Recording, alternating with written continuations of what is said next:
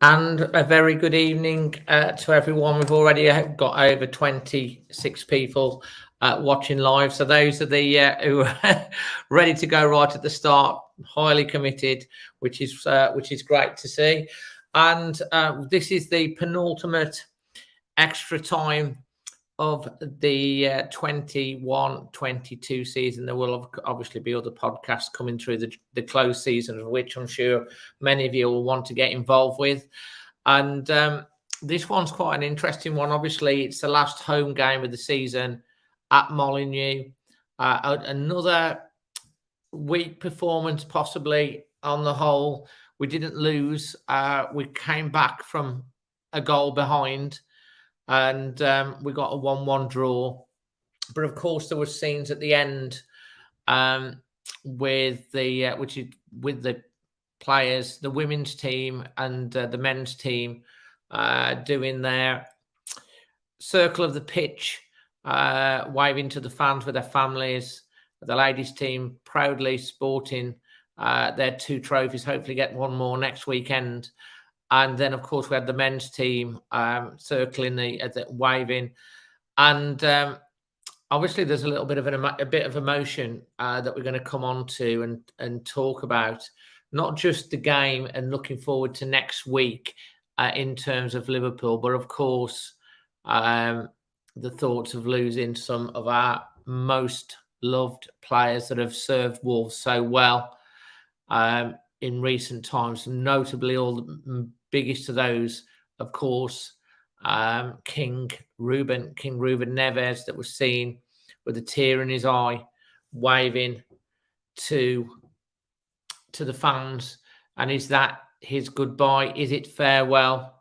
Will we see Ruben Neves on the pitch in a Wolves shirt at the opening match of the season next year? We're going to be asking all our pundits coming on today, and of course we're going to be asking you guys your thoughts as well in the chat. We will be looking ahead to the final game of the season at Anfield. It would be a miss not to talk about the Wolves women as well. We've got a very important game next Saturday. We'll be talking about that. And we're also going to be asking the pundits that come on tonight a very other important question. And that is tea, chocolate, or coffee. What's their preferred tipple? Or it could be Horlicks or Bovril. We don't know. But any hot drink, we're going to be asking them their favourite hot drink. So I just want to, first of all, before we get on to our first, we've got Jack, Jason, Josh, and we will be having a debutant tonight from the new chairman of the Wolves 1877 Trust, Daniel Warren. He'll be making his debut, and I'm sure he'll be having some updates for us on the Wolves Trust as well, which will be very interesting to hear. And as I say, we're now up to 78 watching live in the chat. So, guys, do us a favour, smash the like button whilst you're here. Let's get this over 100 likes on YouTube. Let them know that you're enjoying the content. Please feel free to share on your WhatsApp groups and Facebook groups. And let's get straight into it. So we're going to bring on first Jack. Hi, Jack. How are you? Hi, Dave. Hi, everyone. We all okay? Yeah, not too bad. I just want to say a big thank you, as always, to Spider VPN and their latest product, Spider Miner. Details in the description below. Please click on the link. Have a check out what they can do, because it's really interesting and exciting what they do. VPN routers for your home, and of course the latest Spider Miner, which is a crypto miner, which is very cost effective. Jack, how are you feeling, first of all? Because the last time that we spoke was I obviously spoke to you on Samosa Saturday, and we're in good spirits, and we were talking about your Crohn's, and then the next day you weren't too good. How are you feeling at the moment? Yeah, not so bad at the minute. Yeah, all good. So fingers crossed that stays as it is. It does literally peak and trough. So it's day to day really. Sometimes it will be like literally I'll wake up in the morning, oh, today's not going to be a good day, or actually today is going to be all right, and that's kind of how you learn to live with it really. Just kind of get on with whatever it throws at you, and that's all it is. I do admire you living with that, mate, because as I say, I was in hospital with a condition myself 4 or 5 years ago, rushed into hospital, and I was okay. I've been okay since, but I was in hospital, say, for 10 days and sat next to a Crohn's patient. And I learned a lot about Crohn's, and I know it can be very debilitating. So the one thing that you always are, regardless of anything, you're always so positive and measured, and that's why people love you when they come on the channel. Yeah. So it's great to have you back. I'm glad you're feeling well. Let's talk initially about the game and your day at the match, your expectations going into the game. The starting lineup initially, I mean, I was hoping Wolves were going to go with a 4-2-3-1. I don't know if you saw my preview. Those that did watch the preview would have seen that. I wanted to see a 4-man defence and then a bit more attacking. It was 5 at the back. Totti Gomez came in, who I thought had a magnificent game. 2 amazing tackles, one right on the goal line, the other one in the other half, crunching tackles. And I thought it was good to see him. And then obviously we had Raul up front with Wang and Neto, and we saw Chiquinho come on later on. I mean, what were your thoughts initially before the game? What are your expectations? I mean, I think we kind of sort of knew what kind of game it was going to be. We've kind of had this sort of malaise over the team for a while, haven't we, really? The last sort of 8-9 games, I guess, maybe even further. I just wanted to be entertained yesterday. It's the last home game, isn't it? We were talking, it's probably going to be a few players' last appearance at Molineux in a Wolves shirt, things like that. You just thought, let's have a go today.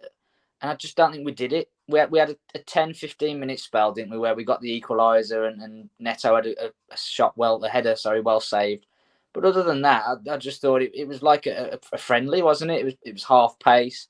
Norwich couldn't really be bothered. They obviously weren't interested. They were time wasting and all sorts, weren't they, towards the end? They just didn't want to commit to trying to win the game. We didn't do enough to win the game. I think, like you said, Totti Gomez was probably the real highlight in terms of people coming in and making a case for starting going forwards. I mean, there are a few players there who, I don't want to use the phrase going through the motions, but that's kind of what it felt like at times. There were players who were just kind of just picking up their wages and not really bothered what happened on the pitch. There's no pride in the shirt. There's got to be professional pride, hasn't there? You're playing against a team at the bottom of the table after 36 games for a reason. They can't defend and they don't score many goals. You should be looking to win the game. And I never felt we were particularly keen to do it. It didn't seem like there was any energy or enthusiasm from the players to go and dominate the game. Apart from that 10-minute spell where we were pressing high up the pitch, we were aggressive into the tackle. That in the first start of the second half you're talking about? Yeah, it was literally after we came out for half time and he brought Chiquinho on. And there was a 10-15 minute spell where we were really, really good. We got the equaliser. Their keeper made a really good save from Neto's header. And there was a couple of other chances as well that we were sort of in and around the box. But then after that, it was just, like I said, it was half pace. It was slow. It was pedestrian. It was, it was like there was no enthusiasm. The crowd was flat. We were waiting to be excited, waiting to get behind the team, and they didn't give us anything to get behind. In terms of the team lineup, again, chopping and changing all the time, isn't it? You're not quite sure what to expect. Not entirely sure what the thing with Ruddy was. I know he's potentially going to be leaving and they want to give him a send-off, but bring him on with 10 minutes to go. Play your number one goalkeeper, play Sarr, and, if you are winning 2-0 with 10 minutes to go, bring Ruddy on so he can clap the South Bank and have 10 minutes on the pitch. I'm not sure starting him is the right thing to do. I know the sentiment and people will say he's been a great servant for the club, and I don't disagree with any of that, but this is a game you've got to try and win. We could have still qualified for Europe if we'd have won yesterday, and it would have meant we'd have to go and win at Anfield as well. But it's still there, isn't it? And it felt a bit like we conceded the game in terms of the lineup, didn't it? I mean, Hwang started again, who's done nothing since the new year, and you're just thinking, I wanted to see Trincao play, because there's got to be a decision to be made on him, hasn't there, in the summer of whether we're going to sign him or not. And you're not going to learn anything about him sat on the bench. Well, that was part of the 4-2-3-1. And I'm going to come back in a minute to Neil White's comment, which we'll put on the screen in a second. But like with the 4-man, I'd have put Neves, Moutinho, and then up front, I'd have had Trincao in that 4-2-3-1 formation just behind, because those three can interchange. And Neil White has put a comment on this. I mean, I don't know if you can care with this generally. I mean, as a whole, maybe yes, but against Norwich, Wolves did not have the players for a back four against Norwich. Neil might well be right, but the only way we'll find out is actually having a go at it. You know, whether Bruno's done it in training and just agrees with Neil and doesn't feel the players are up for it. But we've got to see it, haven't we? You know, for me personally, I think next year going forward, it's going to have to be a back four, isn't it? You know, and you've got Kilman, who I can play in a back four. I think they've got no issues with that. I think Johnny and Semedo and Ait-Nouri on the sort of full-back, wing-back roles could probably do it. You know, they'd need to perhaps adapt how they play a little bit, you know, in terms of getting a little bit more defensive, a little bit tighter in to the centre halves. And the big issue really, and we've talked about this before, haven't we, is Cody. You know, because as things stand, if you wanted to play a back three and you needed a guy in the middle of that back three who can read the game, can organise a defence, can play the balls out from defence into midfield, there's nobody better in the league than Conor Cody. But once you go to a back four and he's going to have to risk getting turned, handle the physical side of it, go up for headers, go up for, you know, challenges, I think he'd be exposed, and I think we'd suffer as a result. But then the issue is, and people have said this again, haven't they? Well, if you take Cody out of the team, you lose the organisation, you lose the leadership, you lose that, you know, that spirit. He is the dressing room, isn't he, Conor Cody? You get that feeling from interviews and from what people say. He is kind of the driving force behind. And even if he was sat on the bench, I'm sure he'd still be doing that, you know, geeing everybody up. But it's a huge decision they've got to make, isn't it, in terms of if we are going to go to a back four, who those two centre halves are going to be. Because on the form of this season, Kilman has to be one. He has to be one. And then it's just who is alongside him, whether it's someone you bring in. You know, you go into the market and go and sign a pacey, strong, athletic centre-half to play alongside Kilman. And then we can push higher up the pitch because they've got the pace to get back if they are countered. Sarr can then do his sweeper keeper, can't he? Because that's one thing that he's very, very good at, is getting from the edge of the box to halfway up the pitch and sweeping up if we are countered on. So, I mean, I'd agree that in terms of personnel, we're probably not suited for it at the minute, but it's not something that's set in stone, is it? We could easily transition to a back four, but there's a big issue with Cody in there, isn't there? That's probably what we played a back three at the start, and Norwich got in 3, 4, 5 times. I think the key player that's missing out of that back four or back five is Max Kilman. Since he's not been there, we've really looked incredibly vulnerable, and it's amazing to say how far he's come as a player. That we're really noticing him, and we will be doing a show where I'll be getting some of you guys involved and some of the regular pundits involved, where we'll get on and we will do you know, a loan, sell, keep type thing at the end of the season. Willie Bolly is another one. Point of fact, love Bolly, but he seems to have lost a yard of pace in terms of reactions. You talk about Cody, obviously. I think, you know, Cody's key to the team dressing room, especially if Neves goes next year. If we lost Cody and Neves, it would be almost like a brand new complete. You need transition. I think Cody could play in the back four, potentially. I don't think it's ideal, but I do think he could play just in front of a back four as well. You know, in that role, in that two, just behind, because that's the sort of, you know, a defensive position, and you can still spray the balls out from there. They could pass it into him and he could spray it out or push it up the field, because he has got a range of passing.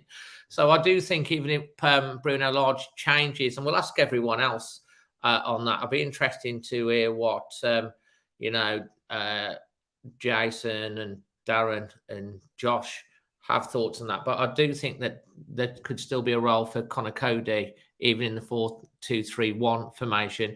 As regards to Ruddy, you've got a very good point, Brick. You could have brought him on with 10 minutes to go. But if there would have been 5 subs, that would have been quite easy to do. With 3 subs, you never know what's going to happen. And bringing a goalkeeper on for a last hurrah, if you're chasing the game and you've got 1 sub left, I'm not sure how that would have gone down. So I think John Ruddy was given the nod. I think Sarr was happy to step aside because he's been such a big servant to the club. He's been massive behind the scenes in terms of supporting the players. It was the perfect game probably to start him. He's a good shot stopper. I don't think he did anything wrong during the game. And it was against Norwich as well. So it kind of, obviously the fact that he played is obvious that John's probably going to move on next season for definite. We've got a young guy that's been out on loan. I'm not sure where, but I think he won player of the season. Who's a key. Sarkic at Birmingham, isn't it? Yeah, well, he's gone out on loan, hasn't he? And I think he's been voted Birmingham's player of the season. So obviously he's a talent. Whether Wolves will bring him through as the backup or another remains to be seen. I think John's going. It was a good send-off for him. And so I didn't mind it. The fact that obviously Sarr will play in goal next week. I think John Ruddy needs to play football somewhere. It'll be great for somebody in the Championship. Maybe he'll end up back at Norwich. You don't know because he's still got family there. Yeah. And I do think John will end up being a bit of a Nuno. I think he will come back at some point into some form of coaching or management as well, because that Nuno was obviously a goalkeeper and sat on the bench alongside a lot of managers and learned to trade and then became a coach. So maybe that's what will happen for John. Yeah, no, listen, I'll take everything you've said. I agree that he needed a send-off. He's been a great servant for the club, etc. But I just feel things like that, it is literally last 20 minutes, last 15 minutes, if you can, go and get on the pitch and say your goodbyes. We've got a game to win. And I don't think Ruddy did a lot wrong. I'm not sure he could have done anything with the goal. I don't know if it took a deflection. It looked like it from where I was. I watched the goal back, and it looks to me as if he's kind of hooked it and it's gone through somebody's legs. Took a touch and it sort of trickled over the line, didn't it? It kind of, I don't know whether he was unsighted or how it came through. We were probably expecting him to play it around the player into the other side, and it ended up going through someone's legs. And there's an old saying, if it goes through the legs, it goes. And how many goals do we see? That the ball goes through a defender's legs and then it goes into the goal. It happens so many times. They either block it, but if they don't block it, it often goes into the goal. What did you make of the Connor Cody substitution at halftime? To me, that was I was a bit surprised with him taking Connor Cody up. He said it was a tactical decision. Did we go to a back 4 or was it still a back 5 with Bolly playing in the middle? It was still a back 5, wasn't it? You had Toti and then Bolly in the middle, and then Johnny sort of. It's almost like a hybrid, isn't it? When we've got the ball, it's a back 4, and Johnny pushes onto the right. But when we haven't got the ball, he tucks into the centre half, and Chiquinho has been asked to drop back into wing back. I mean, we were horribly exposed by Manchester City when we were trying that on Wednesday night. For the life of me, and we need to talk about the Manchester City goal, because for the life of me, I could not understand why we played Manchester City and we had Totti Gomez on the bench and he played Johnny Otto at right centre-back and then Chiquinho as a wing-back. Because Chiquinho, I think, did great, but you want him forward. And it was kind of like, that's what we used to do with Traore. It was bizarre for me. And all those first couple of goals were coming down that side where they're obviously playing out of position, and you do that against a City team, and no wonder we were getting sliced. I thought they settled into the game, but it was still a vulnerability, and that was a bizarre decision for me.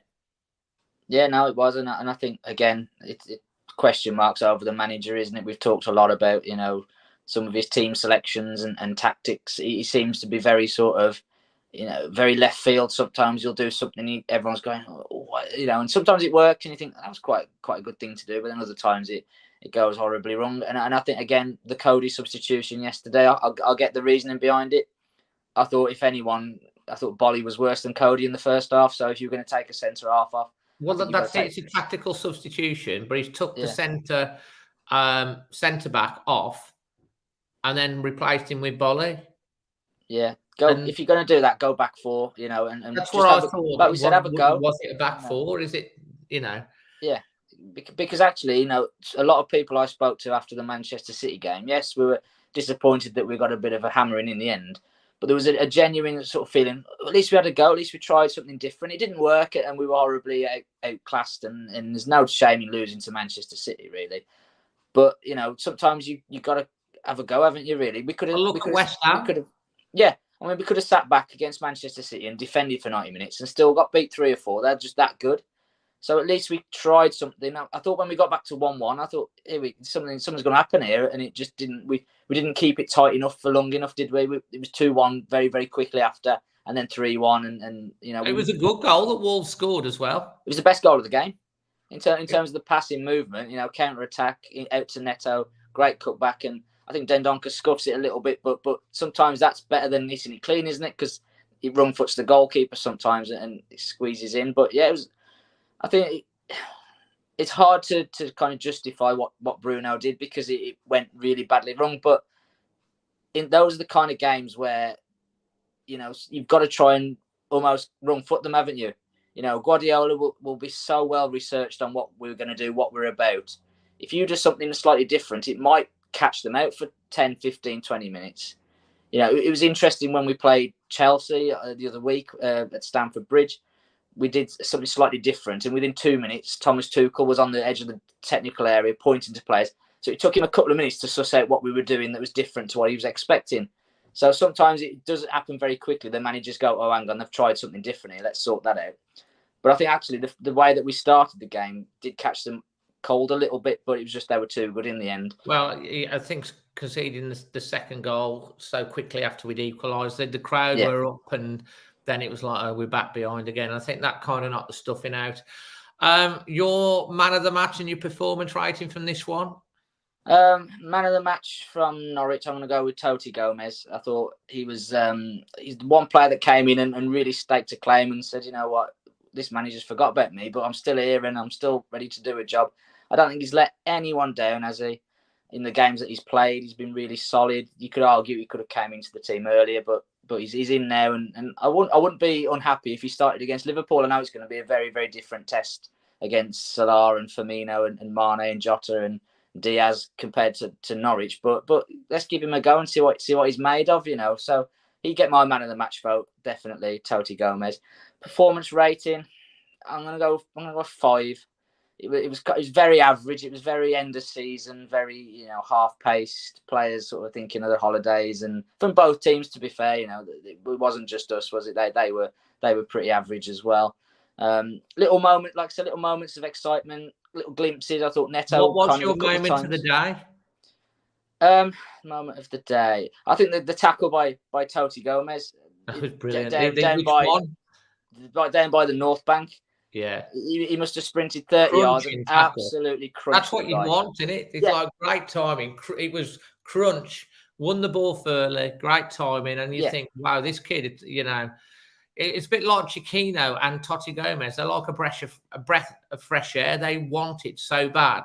Yeah, but you could kind of feel the crowd were waiting for something to get behind, whether it was a tackle, a run, a great chance, something like that. And that was kind of it, wasn't it? He perked the crowd up, just in that commitment and desire to go and win the ball, just really spiked the crowd, and everyone went, yeah, we're up for this now. And sometimes we've said this before, haven't we? That's all it takes. Sometimes people go, oh, they're waiting to be entertained, the crowd. Not really. We're waiting to see some passion and some hunger and desire. And I think he showed that in bucket loads yesterday, Toti Gomez. He was really, really good. Adrian Richards has got a question. Would you risk 120 million on Bruno based off the last 12 games? You see, I've been saying it. For me, this summer is going to be huge. And the biggest question, also the first question we need to sort out is the manager. Because, and again, I said this to you a couple of weeks ago, and I'm going to double down on it. Fosun, or whoever's calling the shots, Jeff Shee, Scott Sellers, whoever, they've got to sit down and say, right, is Bruno Lage the long-term answer for our manager? if they genuinely believe that, they've got to back him to the hilt. If he wants to get rid of 9 players and bring 9 in, they've got to let him do it. If he wants to get rid of key players, he wants to get rid of long-serving players, whatever, let him do it and let him bring in the players that he wants to play, how he wants to play. If they've got any doubts at all, or they're not, or they're on the fence, or they're not sure about him, move him on. You know, like I think Adrian's just said there, the form of the recent games has been appalling. It's been a relegation form, hasn't it, last 10, 11, 12 games. And he doesn't quite seem capable of turning it round. You know, there's been a lot of times where we've gone 1-0 down and you've just sort of said, oh, that's the game gone then, isn't it? And more often than not, it is, you know. And, you know, I like Bruno. I think, you know, rated in the table, which I think we'd have all accepted at the start of the season. And you know, he hasn't been backed and there's all sorts of, you know, but you're struggling to make a compelling case for him to stay, aren't you?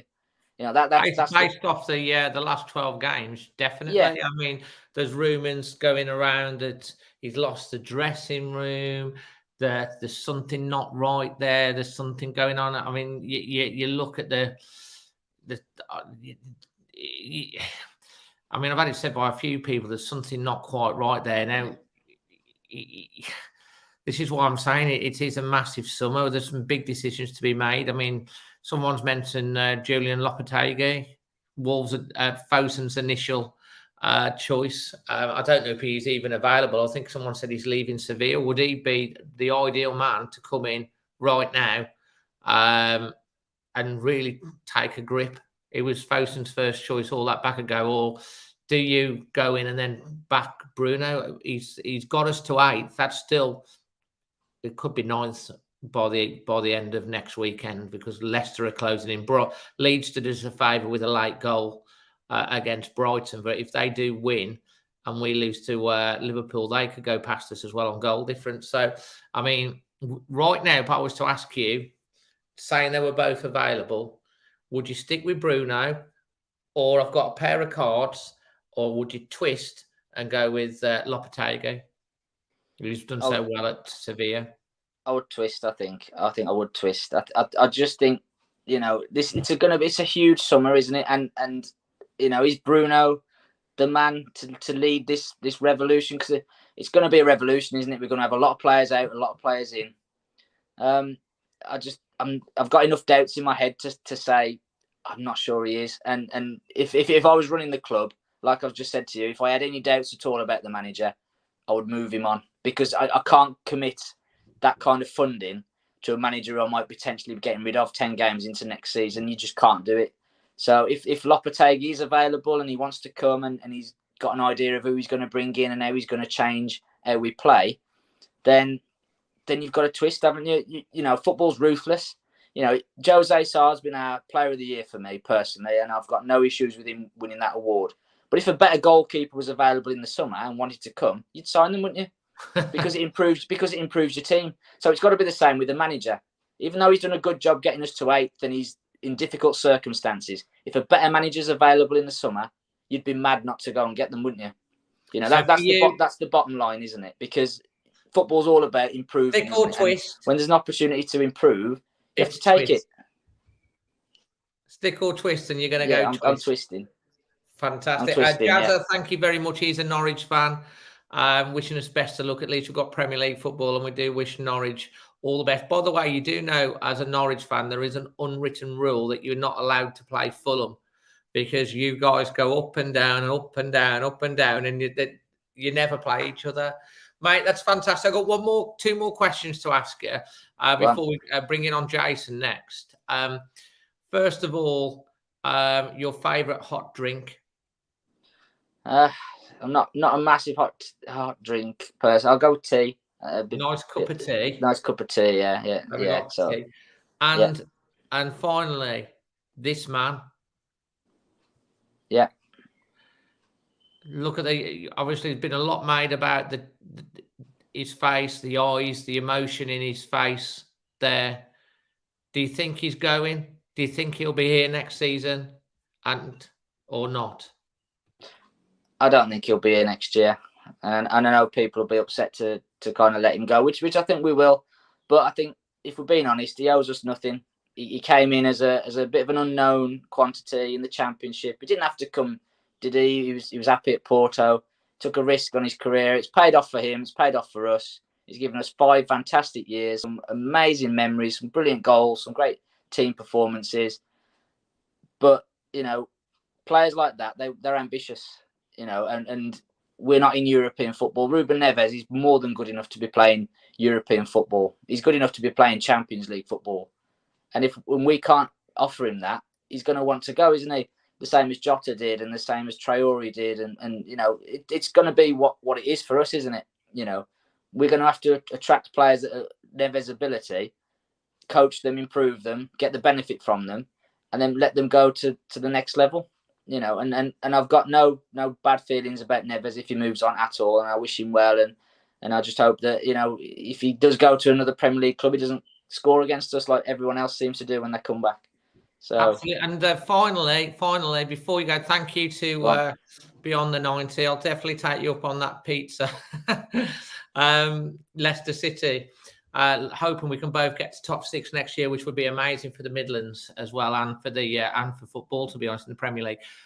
Mate, if you're going to sell Neves and you're the chairman and he's going 2 years left on his contract, how much are you letting him go for? I wouldn't let him go for a penny less than 65 million. 65 million. Yeah. Jeff Shee, you heard it here first from Jack. If you're going to sell Neves, we want 65 million. Jack, as always, thank you so much for coming on the show. No problem. I'm glad you're feeling a lot better. And hopefully you can join us next Monday night after we've walloped Liverpool. Fingers crossed. Yeah. He sniggers. But I'll take it you're going to the away game. Yeah, we'll be. Yeah. Last one. Are you going to see the Wolves women the day before? I'm not sure yet. Obviously, I've been asked a couple of times. People have said, I'll be there, mate. So. Okay, I'll have a look. I'm going to support the women. Staying over in St Helens on the way to Liverpool, making a weekend of it. So maybe I'll definitely see Anfield. Maybe see you in Stockport, the glamorous Stockport. Is it right they've just got promoted back to the Football League? Stockport. Is it Stockport? I think he's frozen. Oh, we've lost him. Sorry, Jack, we've lost you. Next up, we have got the legend, the Wolf Whistle charity fundraiser, top bloke, globetrotter, just been over gigging in Las Vegas. Oh. I mean, every time I talk to you, you've just come back from somewhere. You were over, with the All Stars playing over in I think it was Tenerife or somewhere like that. I think you were. What it is, Dave, I've had 2 kids and they're that noisy. You need to get away. Going on holiday at the minute. Right, and how was Vegas? It was very good, actually. It was my friend's 40th and we had a really, really good time and everybody behaved and whatever happened there stays there. What happens on the mile stays on the mile. Apparently that. But no, we had a good time, great weather. And come back to good weather too. And as soon as I walked through the door, my missus said, "Here's the kids." And enjoy I've had yourself. 2 days of them screaming. So absolutely, mate. Well, it's Vegas is one place I do want to go one day. So I'm hoping it's on my list to go. But it's good to have you back.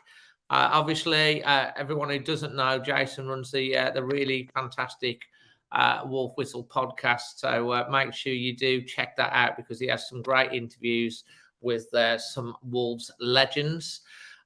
Jason, you were at the game yesterday. I saw that you had the flag, Ruben Neves flag.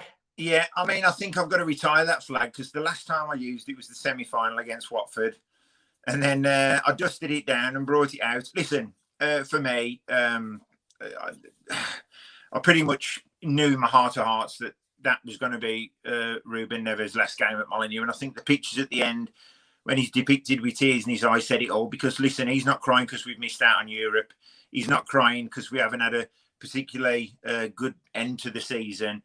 He's crying because he's off. I mean, look, that's evident. It doesn't need me to tell you that's evident. And we'll get that question out of the way first. It's a shame to see him go. It is, but if you think about it, we was in the Championship when he come. And it was a huge, huge risk, as Jack previously said, because if he comes into the Championship and doesn't perform, where does he go from there? You know, or he stutters his career. But listen, he ripped it up in the Championship, went into the Premier League, done exactly the same. He owes us nothing.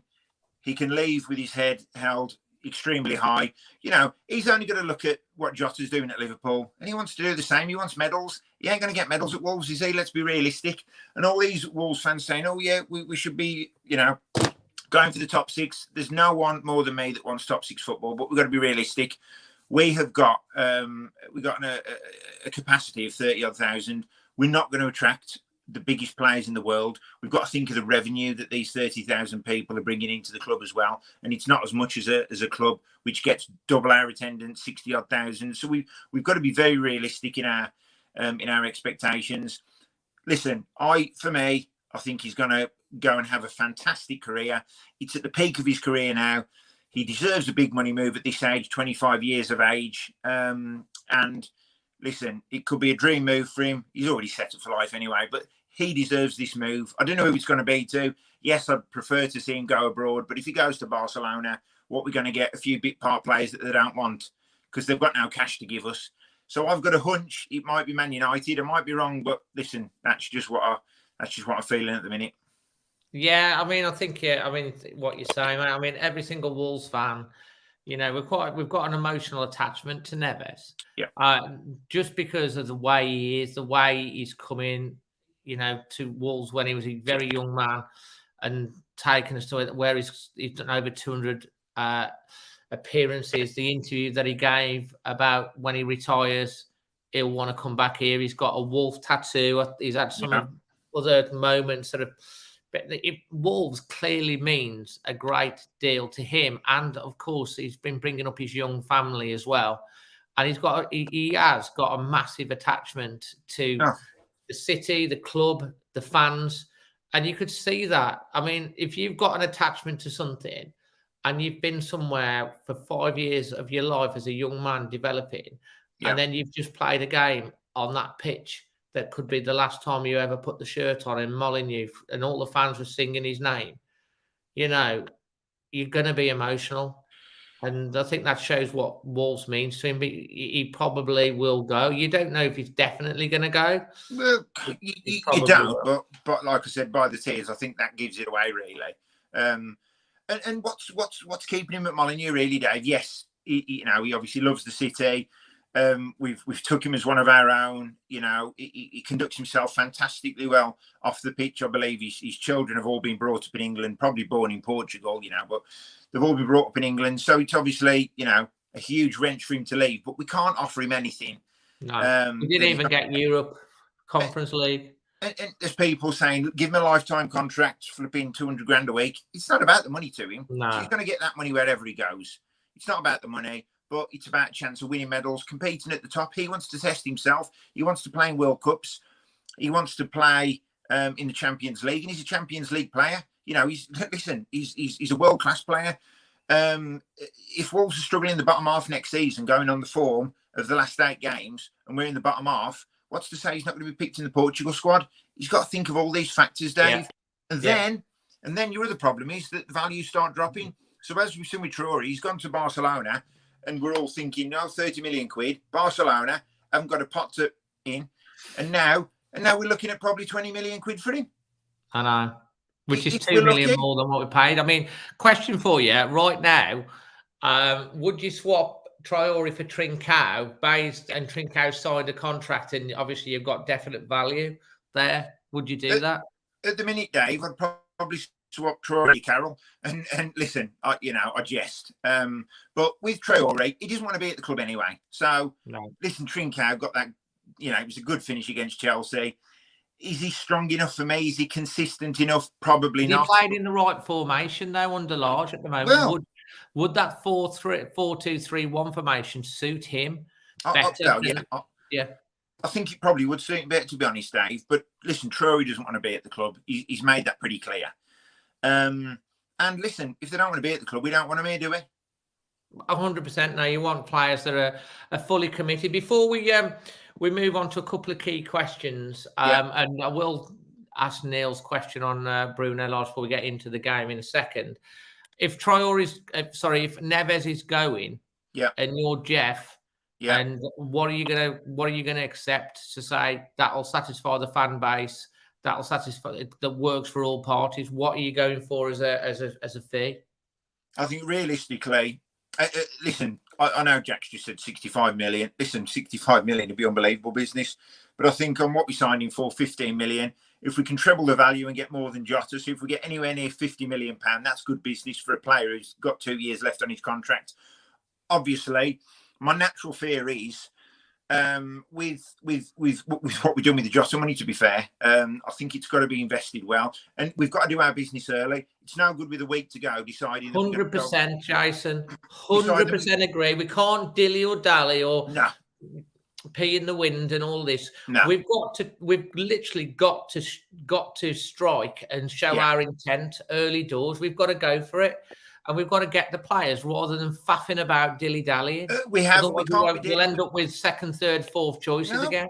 And we can't be dealing with Daniel Levy at Spurs offering us 25 million and all that caper. I think we've got to have a good solid bid on the table. I think 50 million's fair. I do. And you got to think this is a player now who doesn't necessarily want away, but he's moving away. So 50 million. I think that's fair for all parties concerned. Where do you think you'll end up, Jace? I think Man United. That's my hunch. Because Barcelona, they've proved they've got no money unless they're just blagging us because they don't want to sign Traore because they know what we now know. And they was thinking like we did, we get the best out of him. He's going to be a world beater, as Villa did, as Middlesbrough did. It's just not happening for him, is it? But listen, Traore will go somewhere and do well, and I hope he does.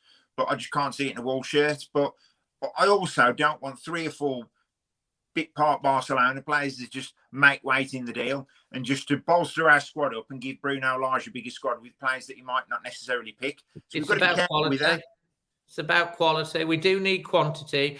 Don't forget next season there will be the opportunity to have 5 subs. I know you have to do it in 3 phases. But that means you need a bigger squad. It's hit us hard in the last part of the season when we've lost the likes of Semedo, Kilman, Neves, Daniel Pedence, who I think is such a key player for us. Going forward, and I do think we need to think. But Neil I'll ask the same question of you that we asked of Jack. Would you trust Bruno Lage with 120 million war chest? And if you had the opportunity, and it was and say Lopetegui was Fosun's first thing, I think he's leaving Sevilla. Tell me if I'm wrong. And he had the opportunity, and you're the chairman, to bring in Lopetegui, or would you stick with Bruno, or would you twist and go with Lopetegui? So my take on it is, with regards to Bruno Lage, if you'd have, I think you did ask me the question 2-3 weeks ago. In Bruno, we trust. There's a very similar pattern emerging to what happened at Benfica, where he had an unbelievable run. We haven't had the unbelievable run that Benfica had, but then he petered out at the end. And I'm not going to say he's lost the dressing room because, Dave, let's be honest, we'll never know. But something isn't quite right. There's something amiss. And I just tend to think that, listen, if he's got 100+ million quid to spend, would you give it him? I don't think you would if there's someone like Lopetegui available. And I think you would take the chance. Listen, even though it's relegation form, 1 win in 8. The last 6 games, we've gone a goal down. Right now, we still had good players out on the pitch. We haven't been putting out a drastically weakened side. We still had a good side out on the pitch, and they've had a lot to play for the last few games. That's what annoys me when we play teams like frustration, Jason. Burnley wanted it more than us. Leeds clearly wanted it more than us. Norwich, I think they wanted it more than us, and they've got literally nothing to play for. Nothing but pride. And, I'm not saying, arguably, could we, even if we'd have beaten Norwich, are we going to get into Europe? Probably not. But it's just like a few of the players have down tools, and that disappoints me. And that's what leads me to think that the relegation form, listen, if this run had been going on since Christmas, we'd be in real trouble. Because I don't think we've got a team that could fight the way out of trouble. Now, what was pleasing to see with Totti Gomez was that crunching tackle. Now, I'm just going to put a comparable in Martial. Now, Martial for me, I thought he was going to be a real shit ass. Thought he was going to come in, be a master of the dark arts, get stuck in, be flipping, tweaking players' armpits. I thought he'd be a real bruiser. I haven't seen him do a tackle like that in all the games he played for Wolves. Chiquino tackle, fantastic. Yeah. Not Chiquino, Totti Gomez. Unbelievable challenge, but he seemed to want it. And that's players like that who you want in the team. And in training, if Kundl wants it more, put Kundl in instead of Matinho, whoever. Listen, Matinho had a great game. I'm just saying that I'm thinking of playing in a similar position. He brought out the sky, controlled it, and then and everyone went, the gasp when he did that. Yeah, but you need the players on the pitch who want it more. And you look at Raul Jimenez, and for me, I don't know, he just seems in second gear at the minute. He doesn't seem to be pushing it. The goal scoring for me, I've gone on about it week on week, Dave. This is why we're in the position we're in. We go a goal behind. Who's going to score? Who's going to bring us back into the game? I don't know, mate. We don't know where the goals are coming from. We've missed Pedence massively, by the way, because he can make things happen. Massively. He really is. I love Pedence. It was great to see him back on the pitch. I mean, I think we've got some good forwards potentially going into next year. When you look at Chiquino, who again, I mean, the boy for me has got a massive future in football. He's got so much pace. He's got control. He tracks back. He goes into the tackles, and he can cross a ball, mate. Yeah. Cross a ball. Yeah, his crossing's better than Thurs already, and they've been working on Thurs for 3 seasons. Pedro Neto nearly scored. Yeah. Oh. But why was Hwang picked over Chiquinho? I don't know, mate. I was really, really surprised with regards to that. What did you think of the lineup against Manchester City? The defensive Johnny Otto and Chiquino. The only thing about Man City, listen, we went a goal down and we knew that was going to happen because it happens every game anyway. But when we come back so quickly, I thought, hang on a sec. And it reminded me of the nights under the lights at Molineux when Jota was firing on all cylinders, Raul was there. And I thought, could it be that night? But then 2-1-3, 1-4, 1-5, 1. Listen, we're years away from Man City. So when years. Listen, when GSG come out with that comment, 10 years we're going to be like Man City, flipping heck, it's ain't going to be 20 years, is it? I'm judging on what we've seen. We've got to be realistic. And I think we have got to be realistic in terms of, where we're going to be in the next 2, 3, 4 years even. And I think we do need to have communication from the club because that has been really, really poor. And all it does is cause infighting on social media. There needs to be some clear parameters from the club, where we're going, what we're doing, because right now, I think we don't know who we're selling, who's potentially coming in. I know there's going to be a lot of paper talk, but we literally, we ain't got a clue. No, exactly. And I want to just clarify what I mean by that, Paul Harris. I know we've got the lowest goal scores and it's thingy. I look at the likes of Pedro Neto. I look at the likes of Daniel Pedence. I look at the likes of Chiquino. I look at them and I think that in the right system, and we do need goal scorers around them as well. Yeah, I think they could provide goals there, like wide forwards. I mean, what do you see what I'm saying, Jason? Listen, if you had a front three on their day of Neto, Pedence, and Raul, there's goals on their day. But Raul seems to me to be off the boil. Obviously, Pedence has been injured. Neto's coming back from a serious injury. But Neto is getting stronger and stronger each game. You saw that, didn't you? Yeah, and I think next season he's really going to kick on. And I hope he does, because that's another thing. Then come the end of next year, we'll be saying goodbye to Pedro Neto. And then the year after, we'll be saying goodbye to Kilman. And, we can't have that, Dave. We've got to build the squad around certain players. We're never going to keep Neves anyway, realistically. He's given us 5 years of his career. We should be grateful for that. Every year for the last 2 or 3 years, we've been saying it and expecting it. He's given us more than service. Yeah. And if he does get the move, you can't blame him. Do you think Raul's come to, as much as we've loved him and he's given and everything, is Raul now? I mean, look, Dave, to be replaced. How much time do you give a player? It's the Premier League. You can't give a striker a split second in the Premier League. You make a mistake in the Premier League, you're a goal down. how long do we have to wait for our strikers to come good? And there was a comment that I saw the other week after I've been on about Silva. How can you compare Silva to Raul? Silva hasn't played as many minutes and games. I get it. Silva has played in enough games to score a goal this season, enough minutes on the pitch, but he hasn't scored. So it's indefensible. I'm sorry, but it doesn't matter. You know, even if he's played. We need you basically we need a new we need someone who's going to lead the line, and it's Massively, not Nolan, it's not Fabio next year. We need something. But back to your question on Raul Jimenez, maybe Dave, because he doesn't look the player he was, and you know, there was a rumor on Twitter. We're looking for around 15 million for him. You know what? I think 15 million at his age would be decent business for us if we could bring in a player. 31, 32 now. Well, yeah, I think 15 million would be good business. Do I particularly want to see him go? Not really, but I think at this stage of the journey, we can't be too sentimental, and that's an easy thing to do. And it was someone put a great point about John Ruddy, right? You know, that was a sentimental. He hasn't brought him in because he's a better keeper than Sarr. He's brought him in to play against Norwich because he used to play for Norwich, and because he's been a good servant to the club at Wolves, and he's possibly moving on. And listen, when you've still got things to play for in the Premier League, I don't like to see things like that. Players have enough adulation. They do throughout their career, highs and lows. I get it. I don't think there's any room for sentiment when there's still a sniff of Europe, and especially when we draw in 1-1 against Norwich City at home, who go down every other season. Please. Mate, I love you to bits, man. I love the way you just say how it is, and that's why I love having you come onto this show, mate, because you just say it in the right way without effing and blinding and stuff like that. You put it across in such a good way. You're right. When you look at it in the cold light of day, there is no time for sentiment. And when you look at the managerial position, Bruno Lage or someone like Lopetegui, if he was available, there's no time for sentiment.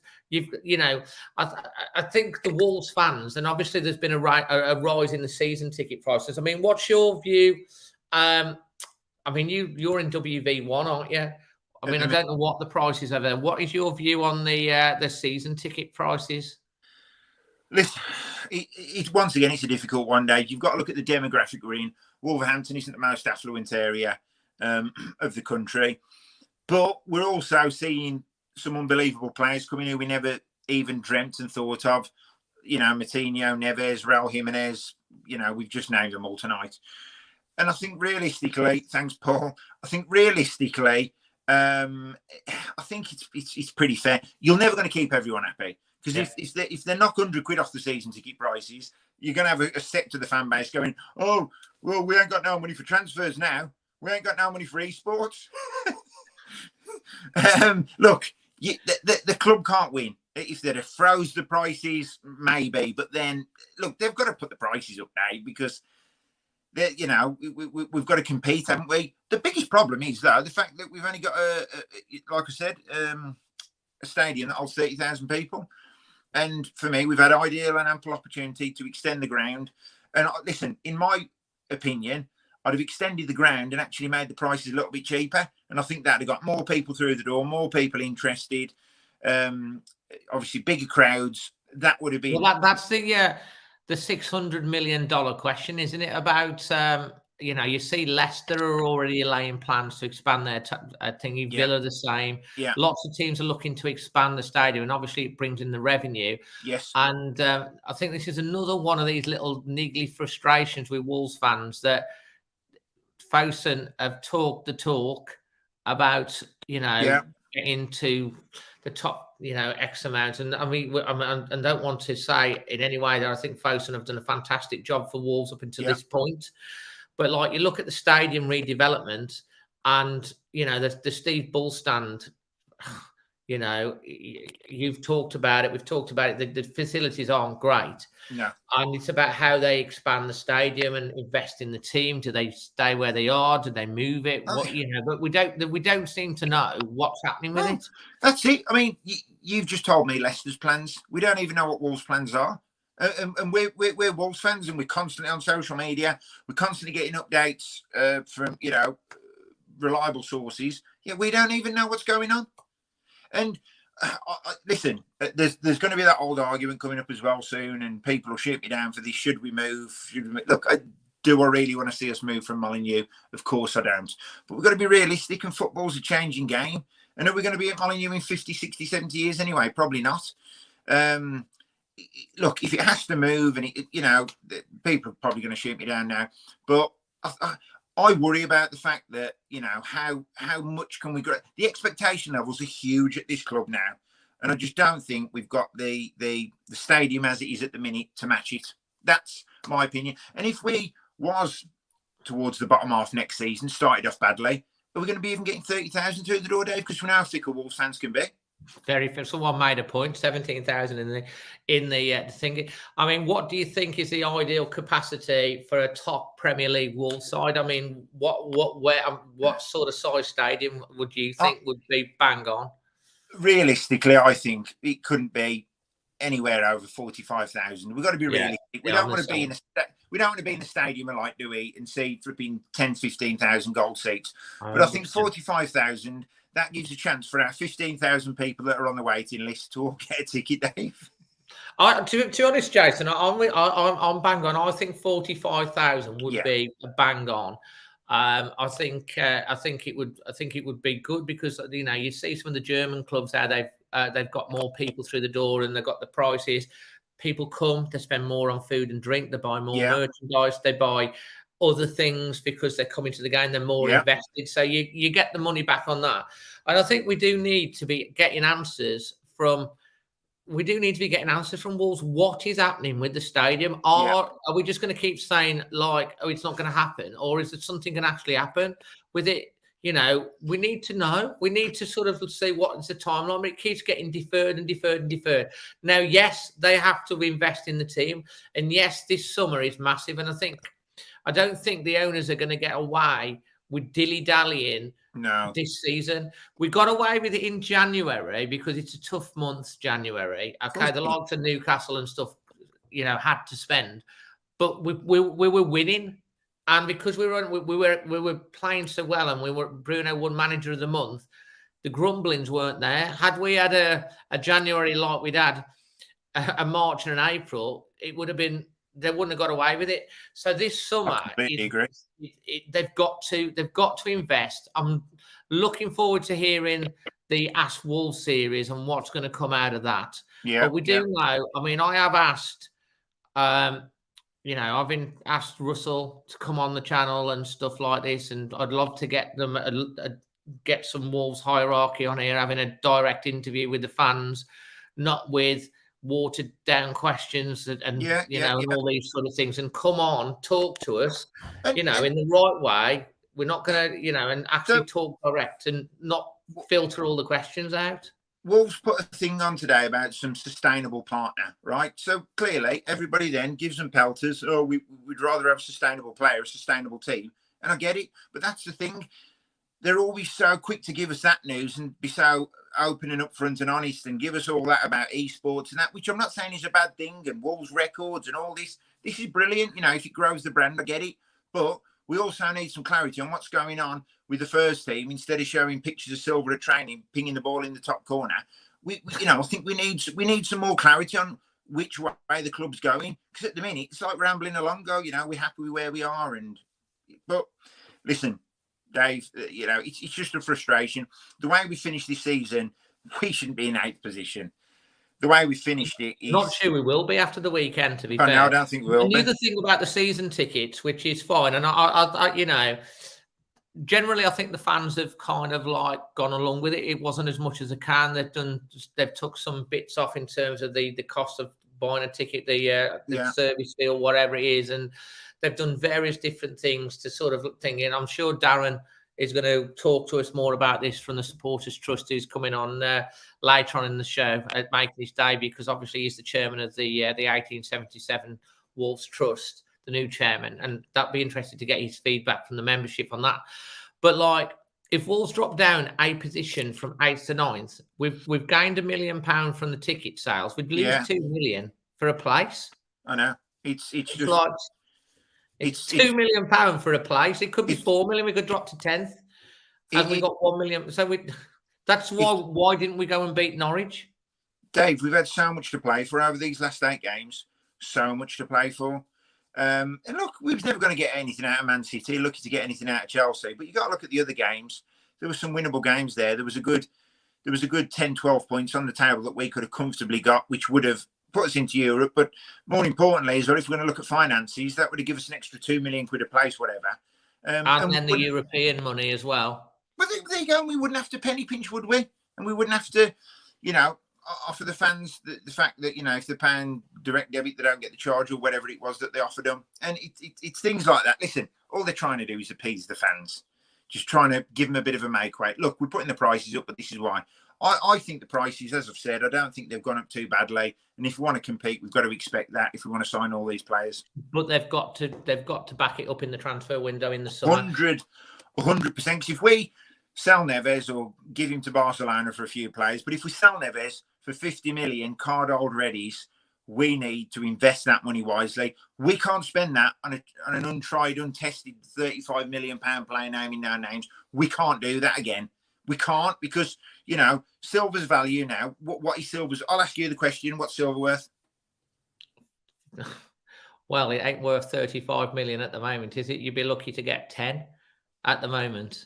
I mean, he has got the potential of his age and all that sort of jazz, but yeah, I mean, his value is not going to be the same, which is why they won't send him out on loan, which is why, they need him to play games. And you've seen that Silva can be a player. Yeah. And mate, I think he can be a player in the right system with the right players around him. But he's still a young lad learning his trade. He is. So we shouldn't have paid £35 million for If we'd have paid 15 million for him, people would be more accepting. I mean, he did get voted player of the month for was it March or April as well?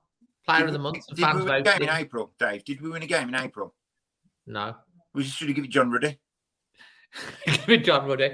Mate, your performance rating, your man of the match and your moment of the day? Performance rating, it's actually, listen, I might as well give you Jack's. It is Totti, man of the match. 5 out of 10 as well.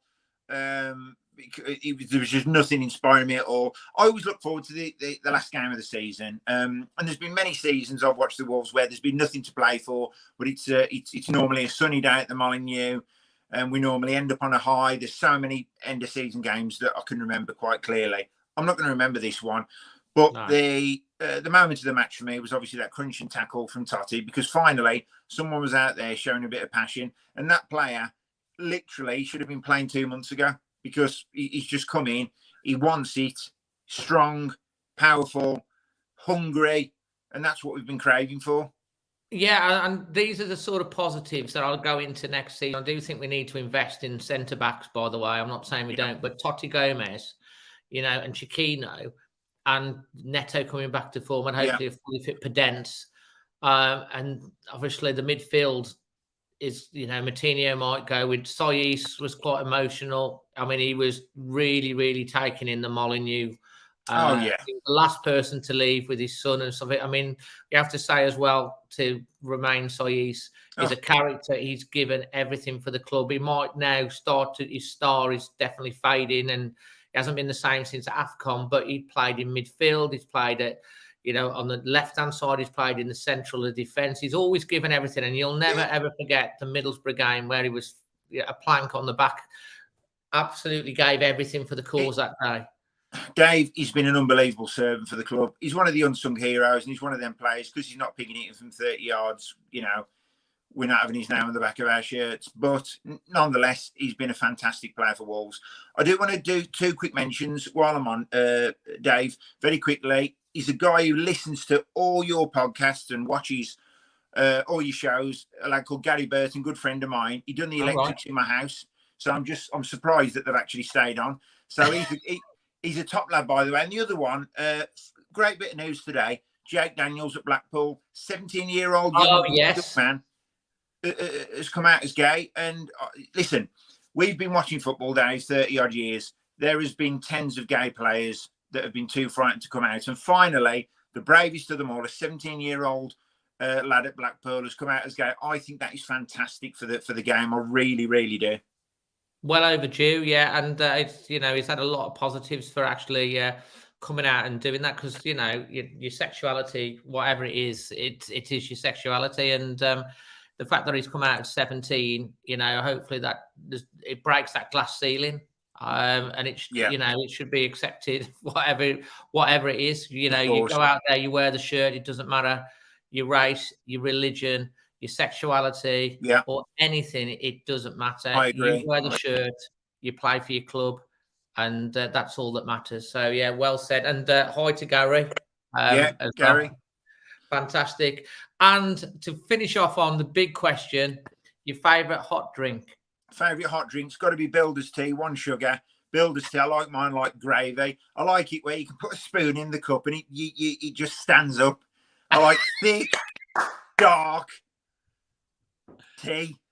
I love it, mate. I love it, mate. And brilliant, Jason. I love having you on, man. I really Dave, do love having you on. Top lad. Check out the Wolf Whistle podcast, because it is brilliant. I listen to every episode myself, and it is really good. So make sure you do check out that. And hopefully, Jason, you can join us next Monday to talk about the shock of the season. I'll have a cricket scoreboard behind me, because if Man City beat us 5-1, it's going to be at least 6. Mate, are you at that one? I'm not sure if you're there. Do you know what? I haven't yet, because I've just got back from Vegas. If I tell my missus that I'm going to Liverpool next week, she might kick me out. I might be moving in with you, Dave. I'll have to sit just to the left of you. We'll have to. Will you be into that property that you put on social? You look nice, that did as well. Yeah, thank you. But if I go to Liverpool next week, I might be getting divorced. You're funny, man. I love it. I'm glad you had a great time in Vegas, mate. I look forward to catching up with you in person at some point, and I may see you at Liverpool. If not, I will be chatting at the final extra time of the season next Monday evening. Jason, absolutely brilliant contribution as always. Thank you so much. Dave. Brilliant, absolutely brilliant. So that's Jason. Oh, I love having him on. I really do. He just always says it how it is, and he's got such personality. As I say, check out the Wolf Whistle podcast. It's absolutely fantastic. Next up, last but one tonight, we've got Josh, friend of the show, and then we're bringing up the rear, waiting patiently in the green room. We're going to have Daniel. As I say, we'll be talking about the Wolves Trust. Just before we get on to talking to you, Josh, in more depth, I just want to mention the competition that we've got on from Football Prizes. At the moment, the link is in the description, and you're available to enter. I think there's 100 or something entries that you can get in. It's $3.95 to enter, and it's winning a signed Connor Cody shoe, but there are some instant win prizes along with a Wang Hee-chan signed boot and Dendonka memorabilia, along with some other free entries as well. So that's in the description below if you want to get involved in that. And then getting you back on the screen. Josh, again, brilliant to have you back, mate. I much appreciate you coming on the show. And what are your thoughts after the weekend? Just depleted. The season's done in it now, and it's just frustrating the way it's gone. It really is. It's just, you'd have thought you'd have gone into the. But I said to my brother, you'd have gone into that week Norwich game and saying, no offence to them, but I know they're down, but just to show some fight from the players and the team and the squad, stick 4 or 5 past them. But it wasn't going to happen, was it? You're exactly right. I'm just going to say a big hi to Jamie Howell, who I was at work, and I basically didn't know he was a Wolves fan, but I went into a Costa up near an appointment, and I started saying, because I always know how hard the people at Costa work, because they're just always 100 miles an hour, and I was saying, and then he came over after with my cup of tea, and he turns out he's a Wolves fan and watched my channel. It was absolutely brilliant. So big hi to you, Jamie. Thank you for the support. Yeah, mate, you're absolutely right. I mean, it was a little bit like that. I mean, what did you make of the the formation and the sub of Connor at halftime? So the formation was expected, and I was a bit surprised with Ruddy, to be honest. I know it'll be his last game, but I was surprised with that. I was happy Toti come in, and he'd be evidently proved why he should be playing because he was brilliant. Then it was just Hwang again. Why he... We bought him, by the way. We are buying him for maybe it'll be we're buying for 12 million, and we'll do that like we did with Benicophobe and sell him for 13. He just hasn't done anything really since. Whether it's the formation, I don't know. He hasn't really. He started really well. I know he's South Korean, and we've got building up the South Korean audience, and they will sell shirts there, and maybe like Semedo and Dendoncker, it'll come good in the second season, you know. But like he hasn't really given. This is why I was like a little bit frustrated that we didn't see Chiquinho start the game. I thought he did enough, and when he came on and started the second half, Chiquinho, one back out of about 12. He was brilliant. He made something happen straight away because he's got an end product, and that's as a striker. If you do, you run into the box and put your head where it hurts and jump, make those runs if you're not getting any balls in the box, which is why we're not scoring the goals, because they know that the ball's not going to come in. Or Bruno Lage, as Paul has said in the past, Diogo, who comes on the channel, the reaction said, "Oh, we go side to side and back again." Or if he comes in the box, every single chance he gets, the ball's coming in. And if you're a striker, central striker, if you know the guy's he's going to get the ball, he's going to cross the ball, you're going to make the runs. Yeah. But if you know the ball's coming in, if the crosses don't come in, eventually you stop making them, don't you? And it's one of those things, mate. On to Ruben Neves. Yeah, there he is again, tears in his eyes. Do you think he's going? I've said to my brother since the turn of the new year, I said, if we don't get Europe this year, he's gone. Especially with having 2 years left on his contract. Well, 2 years left on his contract. We've got to sell this summer. And if he wants to leave, which rightly so, he deserves to. And what would you sell for, mate? If you were Jeff? All right, Jeff. I'd want around 70. 70 million? What would you settle for? 70? Would you play hard ball? 60, 65 a push. Now, if we got 60 or 65 million, I think that would be a good deal. Yeah. What if they basically sold him on at 50 million and then put a clause in saying any sell on after that we'll get some money? I don't know if they do that still for players over 21. I don't know. I don't know if they can. I thought that was for I'd have to ask George. Hold on. Academy players or George? George, it's Dave, from the YouTube channel. Can we put a clause in there as his contract if we sell him for 50 million? Oh, I've just got his voicemail, mate. I'll have to wait until he comes back. But, I think we can put clauses like Champions League appearances in, stuff like that. Because I know Barcelona did that with Semedo for Europe and stuff. So I think you can put stuff like that in. So if that soon tops it up, then I'd settle for 60. I'll tell you what, Mitch is like, hold my beer. He's going 70 million. He's going 100 million. There is an argument that Jack Grealish went for 100 million and Neves is every bit as good as him. It's the being English factor with Jack Grealish, though, isn't it? As soon as you're an English player in the Premier League who's got any news about you, the money goes up by Grealish is worth it. Wolves says 65 million easy. Another one that says here, again, I've just said it, if Grealish was 100 million, Neves shouldn't be any less. But we, like what you said, EPL, the English tax, especially the national team of players, affects it. I'd like to see us get 60, 65. Realistically, I'm not sure that'll happen, but we'll have to wait and see on that one. I mean, after what he's done over the years down the club, the goals he's scored, the passion he's showed, like Jason says, he loves the area, he loves the fans. He deserves what he gets when he leaves. He's been a fantastic servant to the club, and wherever he goes, I just hope he gets the same reception from fans like we've given him. 100%. Well, Chaotic Raider says somehow Declan Rice is valued at 150 million.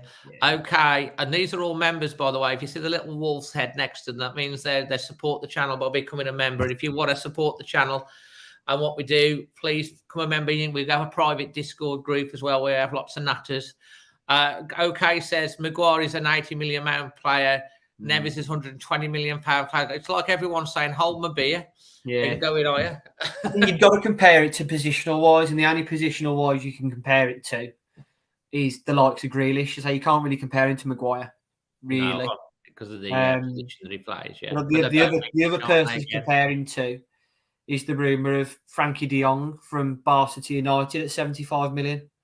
That's been touted. Yeah, I mean that is one of the things when I talk about Neves, I wonder will he go to Manchester United? Because if they buy de Jong, apparently he's their first choice. Yeah, and he worked with him at Ajax. Their new manager worked with him at Ajax. That might cut out Manchester United, but you could still see Neves rocking up at Arsenal potentially. If he did that, I think he'd lose a lot of Wolves fans after what he come out and said about the Arsenal fans and players after they beat us at Molineux. Yeah, maybe. But there was rumoured to be close last season, as I've talked about. Yeah. I spoke to Thelwell, who told me when I was dropping some samosas off that it was virtually a done deal. And obviously I asked him who, and he told him that Mendes had told him. And then it came out in the press the next day. Yeah. And then it all sort of fell away in the end.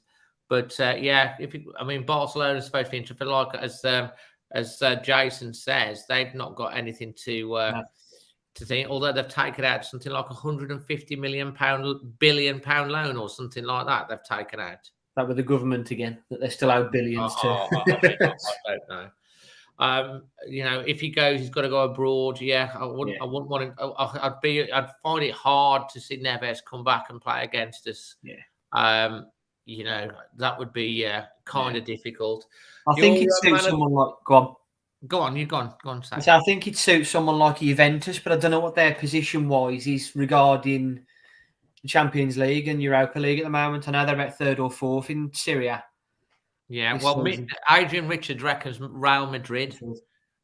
Yeah. OK has said we need the equivalent to replace, or what's the point in selling? There's big, strong rumours again surfacing about Polina, and obviously he's been linked with Wolves for 2 or 3 years now, and he's a good player. He's in the Portuguese squad, and I think his contract, whatever, it might be around about 17 million. Yeah, they've dropped the asking price, didn't they, quite a bit? So Polina could rock up here. I wouldn't mind him coming. To be fair, he's a good player. I'm not sure he's in the same mould as Ruben, but from what I've seen of him when I've watched it when they have him on BT and Sky, the Portuguese games, and obviously at the Euros last year, he looked a solid, sound central defensive midfielder.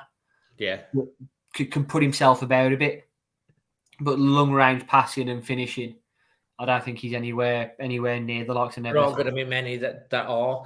So that's quite interesting. Your man of the match and your performance rating? Man of the match has got same as Jack and Jason. It's got to be Totti. Every day of the week, he was fantastic. Yeah. And then the performance, I'd probably say 5 as well. Okay, your moment of the day? Moment of the day. I know you said about a crunching tackle down your side at the North Bank, but there was a crunching tackle down at the South Bank as well that he did. A goal-saving tackle. Yeah, flew from his left I centre. thought that was goals, and then he somehow came in from nowhere. Straight across from nowhere, and Pookie looked as if to say, what's gone on there? And he didn't even see him coming. Absolutely. And your favourite hot drink? Favourite hot drink? It's close, because I've looked since lockdown and that, drinking coffee and that a lot more. But it has got to be a cup of tea, to be fair. Good strong cup of tea with a few biscuits. I'm on my second one, thanks to the producer. Probably hopefully get another one afterwards before bed. So yeah, mate, absolutely brilliant. And looking ahead to Liverpool, are you going to that? Yeah, going to that. So it should be an interesting day. Absolutely. And will you be going to the Wolves women game? Is that the Saturday? It's a Saturday in Stockport. Yeah, I'll have to try and look at that. I'll have a look at that. Yeah, because that is it's actually live. It's actually on the BBC as well, apparently. Is it as well? Live, yeah. Obviously, that's a playoff for promotion to the Championship if they then pass the business case that they've got to put it in as well. But like they're underdogs. But who they're playing is Leicester, Southampton. Southampton. Yeah, because it's weird the promotion for the women. I don't, it's kind Not of fair, is it really? Yeah, I mean, they've won the league. Yeah. Southampton have won the league of the north of their division, obviously north and south or whatever it is, and then the two winners have to play each other to go up. They should and then both they have be to able put to. business planning on top. Yeah.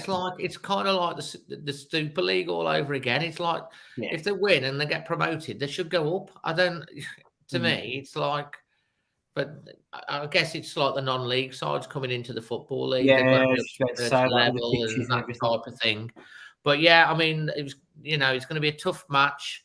They are underdogs. Southampton have invested heavily into the women's team, but we'll be going to support them.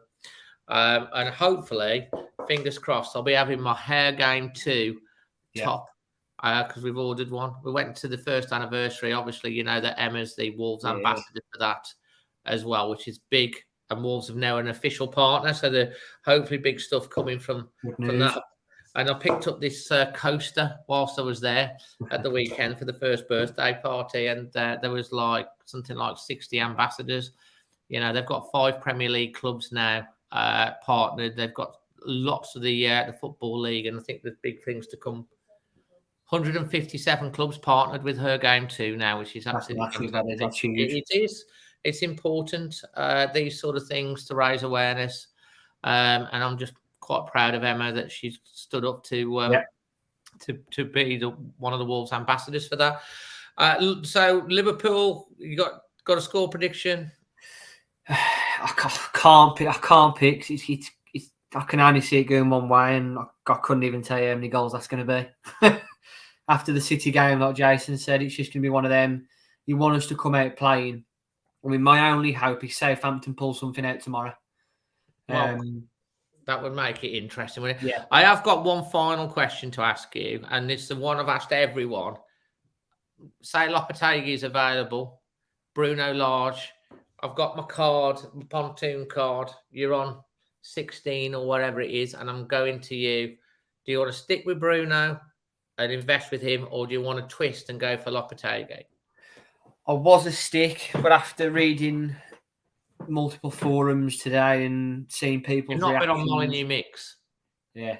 I don't know why I go on there because I just end up miserable as soon as I come off it. It serves a purpose. It's great. Yeah. It's great that it's a forum and stuff. But there's a lot of negativity. It's kind of it runs Twitter close apparently. Nothing against Molineux Mix because it's great and there's lots of good conversations. When we're playing well, it's like on Twitter. There's the odd one or two that are not very nice. When we're playing well and the transfer room is flying about, it's fine. And when we're hearing stuff from the club, it's fine. But when we're hearing nothing from the club, we're playing poor, no transfer rumours, it's just... No, I don't think a discussion and open forum is fantastic. It's just you don't need to be nasty to your fellow fans or derogatory or anything like that. I mean, Jason, I think he put...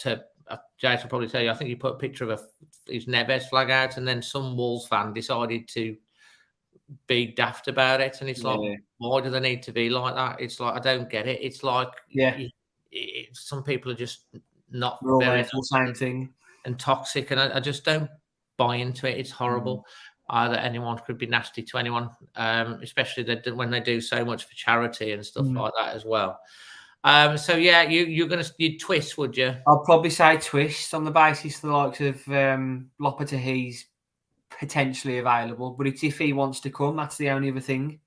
Well, he wanted to come when we were in the Championship, and what an opportunity to manage a Premier League club, and look what he's done for Sevilla, and he's got them that playing really, really well. So, maybe we'll wait and see. What happens. But you twist if you were Jeff. Yeah, there you go. It's got the feel of the end of last season again when the cloud was over Nuno. It's got exactly that same I like feel Bruno Lage. I like the fact that, I think if we'd have had this run mid-season and we'd have played our mid-season now, we wouldn't be having this conversation at all. He'd be gone. No, as in if we'd have had the slump that we're having now between November and January. Don't you think we'd have had this slump, 12 games without a win in the middle of the season? It's and a big all if, and then important, they would have made a change. I think they'd they'd have made a change then. Yeah. I think the only reason they've not is because we're so safe. Mid-season, if we'd have had this slump, we'd have been in relegation battle. They would have made the changes. So I don't think you'd have had the opportunity to have the other third towards the end. But we'll wait and see.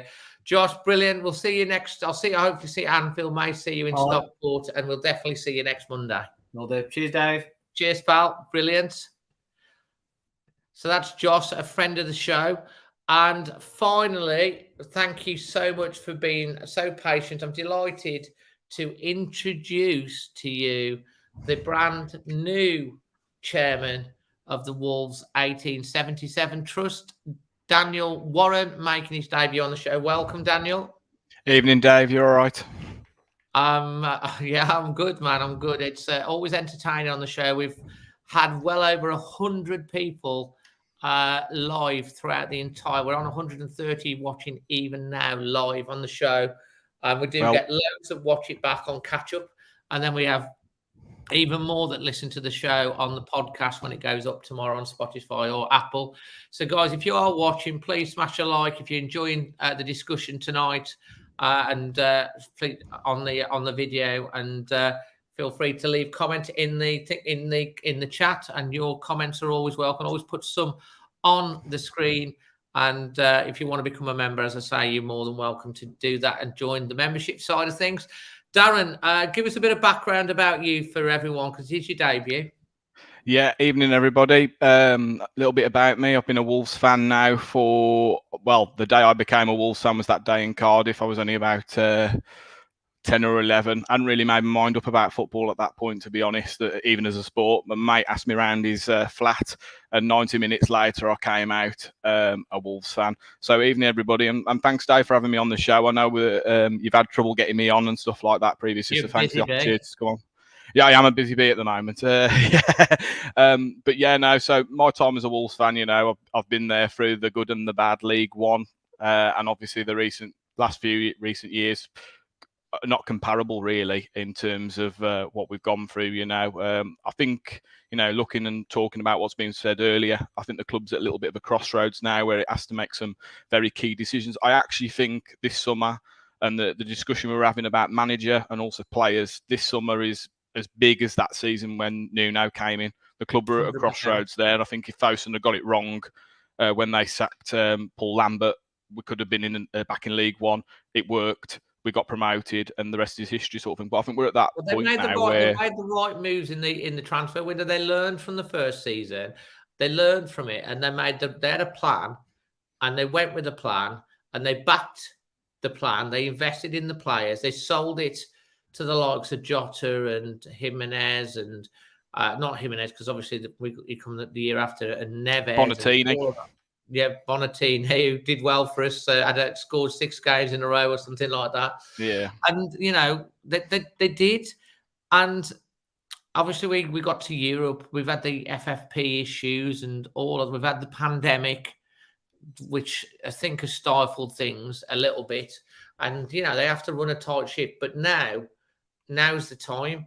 Because if you stand still in this division, you go backwards. And there's teams like Leicester and Newcastle and West Ham and Villa and, Brighton and all of those teams that are all got the same aspirations, and others at Everton that might stay up, that surely can't, if they do stay up, won't have such a bad season.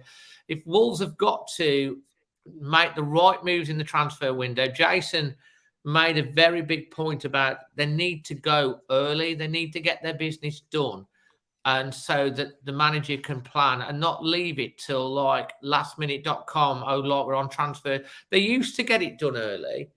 And now, you get to transfer deadline. And the season started. The manager's not been able to bring them players in. They need to have a squad that they know what's happening. And they need to go and invest in the squad. Because I think if they don't this window, I think we could see the fans turning against the ownership, which would be a shame because Fosun have done fantastic for us up to this point. And I'm frustrated and I'm very pro Fosun and what they've done. But I'm like at the point where is now's the time. You've got to show your mettle. You've got to show your ambition. You've got to back yourself in the transfer market, and whoever the manager is, you've got to back him. Absolutely. I mean, as a supporters trust, I would say I'm pro Fosun. As a supporters trust, we've always said, the whole point of the supporters trust being set up a year ago was we were independent of the fans' parliament. We wanted to make sure that the club had an outside body that was represented by Wolves fans, because owners change, managers change, players change, the fans don't change. The day I decided to become a Wolves fan, for me, that's a lifelong thing. You don't change your shirt, you don't, go off and support other clubs and stuff like that. And it's the same with my mates. I'm Wolverhampton born and bred. This is my football team. This is my bread and butter. And I think we have a massive stake to play because, Wolves is a football club, but it's also a business as well. And it needs to be a profitable football club. For me, it's very clear to me that I think the days of us losing £50 million like the season we got promoted in the Championship, those are over. I think Fosun want us to be breaking even with strategic investments along the line. If the right player comes along and there's a buy to sell policy, I suppose Neves is the perfect example of that. Signed for 15 million. I think he'll go this summer. But it'll be with a lot more money, but then that money gets reinvested back into the club. I think, as I say, I think it's a big summer ahead. I think we're going to have to spend some money. That's clear. I also think, from a sort of, supporters trust point of view, and you were talking about fans turning on Fosun and stuff. If I was to rate Fosun out of 10 at the moment, it'd be an 8. I don't think they've got everything right. I think in the last 2 years, one of my frustrations, I think Jason was on about it earlier, there's lack of communication from the senior people in the club about the direction of the football club, the aspiration of the football club. It used to be a thing, Jeff Shee writing in the matchday programme. That hasn't happened at all this season. No. The Ask Jeff things twice a year. That's good. Once a year. But it's controlled. I ask questions of the club a lot. This is it. I can understand why they want to think, and a lot of clubs don't do even the Ask Wolves, and it's going to be spread out this year. There's going to be other department heads that are going to get involved in it, and all of that sort of stuff. It's going to be interesting to see what comes out of it and stuff like that. But I'd love on a forum like this to be able to talk direct, because we are friendly. We're not going to be nasty or anything like that. We've got a good community to be able to come and ask direct questions and get some honest, open answers in that type of thing, not in a less controlled environment, because the media team do a brilliant job at Wolves. They're absolutely fantastic. The content that they put out is brilliant. It's superb, the content that they put out. But obviously, they're a little bit nervous about coming onto a forum like this. I mean, Dave, I'm going to utter the words now, Jez Moxey. And there were many, many flaws with Jez. He knew how to run a football club. He knew how to run a football club on a budget as well. But the communication was always there. If something was wrong or the supporters were angry, Jez Moxey would face it up. And he'd talk to you. I think we're missing, and I saw one of the comments earlier, missing Laurie Dalrymple. I think he was a good PR man in terms of he knew what he was doing. I think he got himself into a bit of trouble towards the end, because I think he started talking about aspirations that probably went a little bit too ahead of his remit. And I think Jeff Shee realised that he could do that role quite well, but there isn't seeing that communication. As I say, I think Wolves fans, listen on the show tonight, if we go out and spend 150 million in the summer and we buy 7 or 8 players and it works and it clicks and we're top 6 next season, this conversation will be irrelevant. However, it's a massive gamble that we've got to do, and whether or if that butts will happen. I think last summer, I think it was the most frustrating transfer window for a very long time. I don't think, I don't particularly go on Twitter that much, but come towards the end of transfer deadline day, I start looking and things like that on there, and the signed centre back, usually Wolves fans, we're always crying out for another striker or this, that and the other over the years, but we were just crying out for a centre back. I think if we had a centre back ready to go in, I think we'd have played a different style of football this year. I think, Bruno's playing with Nuno's squad, barring Wang and Trincao. Trincao was brought in to replace an injured Neves. And Wang was brought in as a different type option. I actually think he was brought in originally as a sort of backup striker to play in a sort of number 10 role. He has played down the central, and he's tried him down there. So, yeah. Darren, that brings me on to the stick or twist question that I've asked everyone else of the pundits that's come on tonight. regarding would you be happy to give Bruno Lage 120 million, say, to spend, or would you stick with him, or would you twist? And if someone like Lopetegui was available, would you go for him? Me personally, I'm going to be different from my different pundits tonight. I think stick. I think changing manager gets you only so far. I think, I think Wolves have to look at it whether we're going to do a short-term appointment or a long-term appointment. I think Bruno, they did their own work on him. They clearly wanted Bruno a few months before when we went in for him and stuff like that. I think Bruno has had no money to spend. He hasn't been able to shape his squad to the style he is. He's playing with Nuno's squad, and actually I think Bruno, what he has done, and we're failing to sort of talk about it a little bit. I think he has got certain players playing better. Max Hillman being bought on a million miles. We talked about this. Manny came on, and we've talked about this when everything was going well. We went down the squad, and we went X amount is improved him, so and so is improved him. Went throughout the whole squad at that point and was saying everyone has improved. I think it's only the last third of the season where it's fell off a cliff, and there seems to have been issues. There's rumours that he wants to play the four. Obviously, the four at the back. The players have been kicking back against doing it. There's been reported by journalists that there's been fallouts, which at the ground in training. And there's been a bit of a backlash, against him. He disappeared, obviously, because of COVID. And it's been recently, like he said, the first 2/3 of the season were pretty good. The last third has been not good, but he has had injuries. And the frustration from the fans isn't the fact that we're 8th or 9th or going to end up 10th in the league, but we're going to end up in the top half. And you would have taken that at the start of the season. The frustration from the fans is the fact that we had in our own hands so many opportunities to grab and really take top 6, let alone top 7. Yeah. Even 5th, even 4th was on the cards at one point, and we've just missed and messed it up at every single turn and botched it up. And that's the frustration of whether we've got this killer instinct to be able to have the mentality to take it, or whether they don't want. And that's been I also think, Dave, a point worth making. Look at our bench at times this season. Yeah. Who can we bring on to change a game? If we're playing 2 in the middle of the park, Moutinho and Neves, we bring Dendoncker on. He's defensive. He shores things up. Luke Cundle, I thought he had a great game at Spurs away. Young academy prospect coming through. Player of the year, Luke Cundle. Absolutely, looks a real prospect, but that's a big word again, prospect. We have a lot of prospects coming through, younger players and stuff like that. I think really there's a strength in depth issue, and I really get it from Bruno speaking in the press and stuff like that. I think I probably would give Bruno an opportunity to build on the squad. I think there are going to be players going, and I think that will fund some players coming back in. I think the squad's gone stale. I think that's the word to describe our squad at the moment. It's stale. There are players there that have been here at the club 4, 5, 6 years in some cases.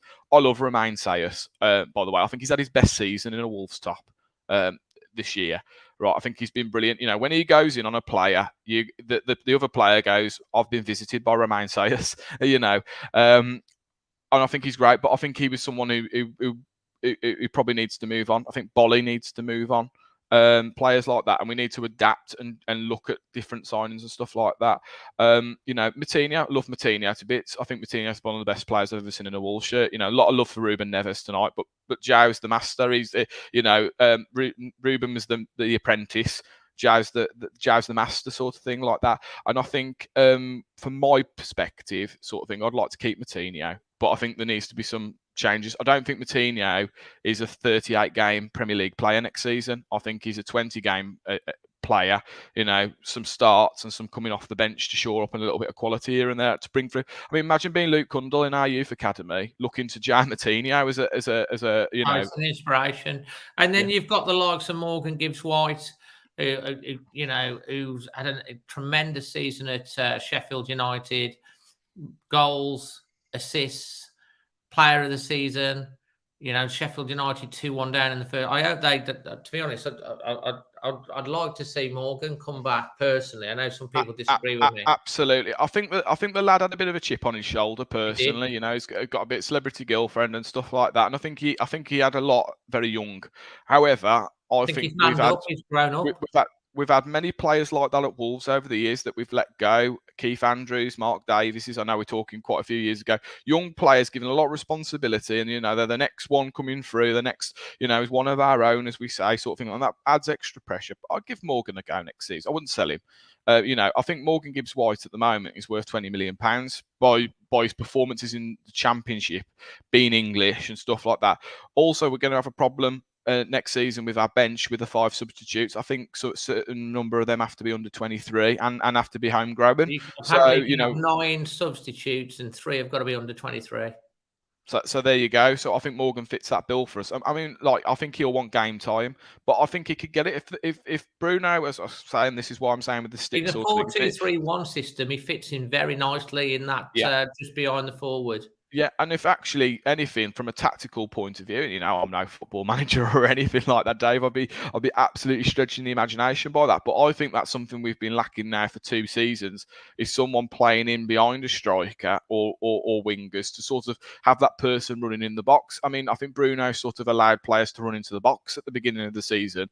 I always felt under Nuno there was the strict rule that the centre midfielder will never ever enter the box, you know, and that's great when you've got Neves who can put one in for 30 yards. Martinho, I think, would be effective. Well, you never see Connor Cody getting 4 goals in a season.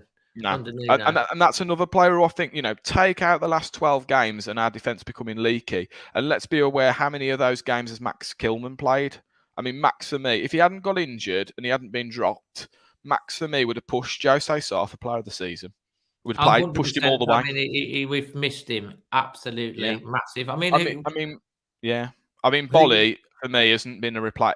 Has not been a solid, and I think that's messed our whole back. You know, when we play 3 at the back, I think that change in centre half has really sort of broken the rhythm of our defensive play. I still can't understand why Bruno Lage played Johnny Otto as a right centre back against Man City. I mean, that to me is stupid.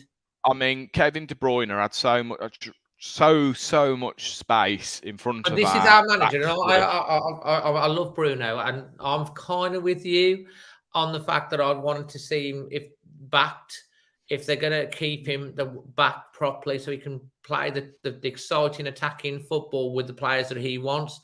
But that is incompetent management for me. That he played Chiquinho as a wing back, and then alongside Johnny Otto, who's brilliant. Don't get me wrong, and defensively on that right hand side of what he does, but like it was just when you got Totti Gomez that you could just put in there. I mean, Totti was fantastic yesterday, you know, and looking at the comments and stuff like that, you know, the young players we've got coming through that we might let go, you know, someone saying Carl saying like Morgan Gibbs-White, championship education. Ruben Neves had to have a championship education, I think. Players do, you know. Romain Sayers and Connor Cody would never have got into a Premier League team in that first season, their first couple of seasons at Wolves. I think that championship education does you well at times. And I don't think we need to spend mega money at Wolves. We have not been a club, under Fosun, apart from maybe Raul Jimenez, where we spent 32 million quid. We've always signed players at reasonable amounts of money. 5 million for João Martinho, bargain. 15 million for Ruben Neves, an investment for the future. Dendoncker, 12 million. I mean, we moan about Dendoncker at times, but Dendoncker for 12 million quid, absolutely fantastic business, personally. I mean, we look at Semedo, we look at Silva, we spent some big money. Has it worked? I think Semedo's been solid this season when he's played, and I think that there's another name missing from the last 5 or 6 games, crucial player who hasn't really got a run or who's carrying a bit of a knock. I think who's missing at the moment is Semedo. I think we've lost that a little bit as well. You know, I think we'll look at better team. Daniel Podence. I mean, poor Daniel. Daniel, I think, if you look at how many goals we've scored this season that Daniel's been involved in, he's my namesake, nowhere near as flashy. But Podence has been key for us, and he's been injured for probably at least a third of the season, maybe a bit more, where he's been missing, and we've struggled with creativity-wise without him. I think Podence is a real talent, and he was the reason. People talk about why we sold, Jota. We sold Jota for £42 million, which at the time was good business, and it's great. Jota can be the third top goal scorer in the Premier League when you've got Mane and Salah around you, and Bobby Firmino and other players like that of that quality. We sold Jota because Podence was coming through, and Neto. So I think it was shrewd business at the time. I agree with that. And that's why I've said Neto, his first season, he's coming back to fitness. Podence, Jota at the time, it was good business at the time, good profit, but obviously he's gone on. But like you say, he's in a team surrounded by superstars, and he's going to get the goals, which is fantastic for him. But like, Wolves are going to make the right moves in the transfer window. Your performance rating from the weekend and your man of the match? 5. I'm going consistently there. I think it was lackluster at times in that, especially in the first half. I think we made Norwich look good at times, and that they are poor. They're a poor side. We did the same thing that we did against City, where we let them have a lot of space in front of the back three. There was no protection from the midfield at all, and Pookie, if he could finish, he would have had more goals. Yeah, 2 or 3-0 up.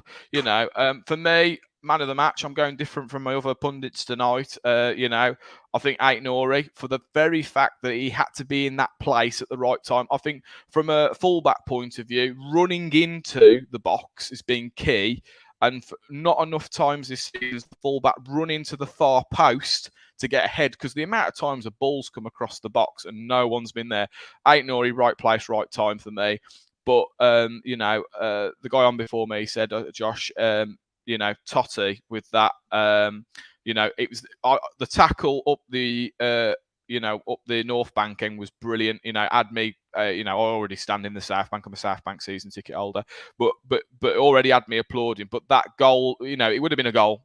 Norwich would have gone 2-0 up. Oh yeah, it was great. It was great. It came from nowhere as well. I mean, he literally ran from the left side of the box. He come around, spotted the danger, went bam, straight in. Brilliant. And again, for me, Totti is a starter against Liverpool. So yeah, that's my man of the match is Aït-Nouri. Moment of the game was Totti's challenge at the South Bank end, saving what would have been potentially 2-0 Norwich.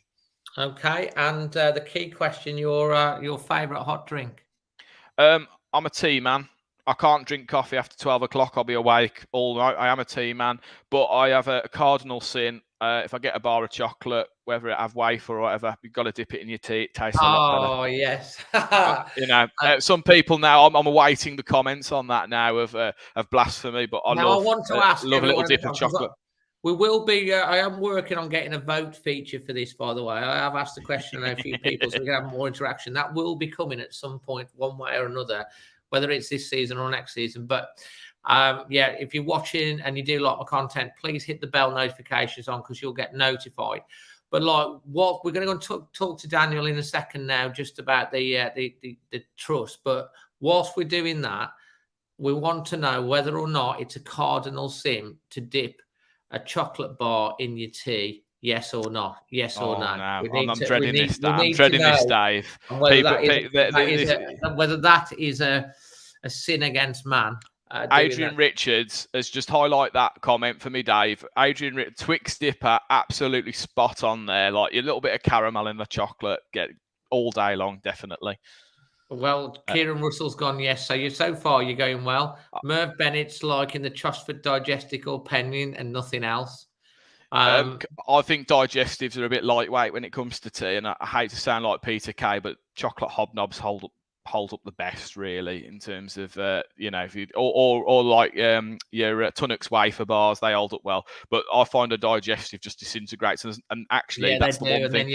When you get that bit of biscuit at the bottom, that's awful. Nice. That's not so nice. yeah. Right, Darren, tell everyone a little bit about the trust. I mean, how many members at the moment, and how people can get involved in the. So we've had a trust and little what bit the aims are. of a flurry of joiners last year. So the Supporters Trust was set up 12 months, just nearly. We're coming up to our first anniversary. We were set up because people might remember the Fans Parliament.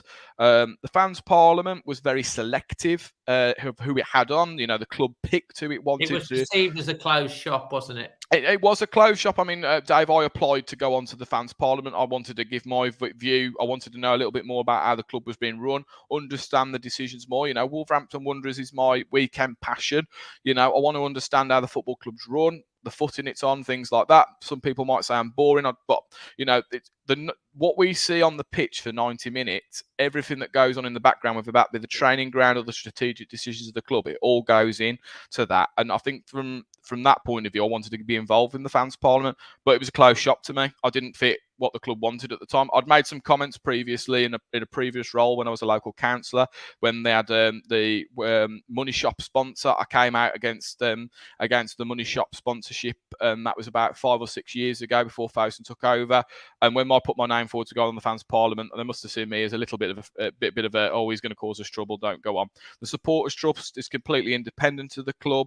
Anyone can join us. I mean, I urge people tonight, if you're on here, you're interested, it's £5 for the year. If you've got your kids and they're under 18, it's free membership for them. You can go on the website, which is www.wolves1877trust.co.uk. Go on there tonight. We've changed the payment system. You'll be glad to hear, Dave. Now it's much easier to join. We're not using PayPal anymore necessarily. We've made it a lot easier to go on there and join. But what we are really is an independent voice where fans can come and take their opinions to us. We can have debates, we can have discussions about should Ruben go, should we be spending 30-40 million pound on a strike. We can have all those discussions, right? But it's also to give you an update and give the fans an insight into how the club's run. And also, if you've got questions, we'll take that to the club. We were talking earlier, and I think Jason was making a good point. We're not hearing about the club. The Supporters Trust is the perfect vehicle for us because we're independent. We're a friend of the club. It's in our interests to make sure that Wolves do the best thing. A critical friend is the perfect way to describe us, right? I have to say, and I'm not one of these people that will come out and bash the club all the time. They got the FA Cup ticket pricing spot on, and I came out and said they got it spot on, right? Season ticket prices, we came out with a very lukewarm statement about season ticket prices. A lot of people, we did have a little look before we came to our opinion about the reaction online and stuff like that. I personally would have preferred a freeze. I don't think putting £40 on a season ticket financially makes us a difference of us signing a striker or not. Let's face it, it's the TV money and things like merchandise sales that actually bring in more money to the football club. Also, at a time, we've got the cost of living crisis going on. Ofgem's been in the news today about having to be able to change the energy price cap every 3 months. Things like that are going on as well that the club have to take into account. If we have a bad season next season, is necessarily Molineux going to be full? So I'd have gone for a price freeze personally. I think they brought in some really good things at the same time. I'm not being completely critical of the club. Dropping the administration fee on season tickets, saving season ticket holders £6.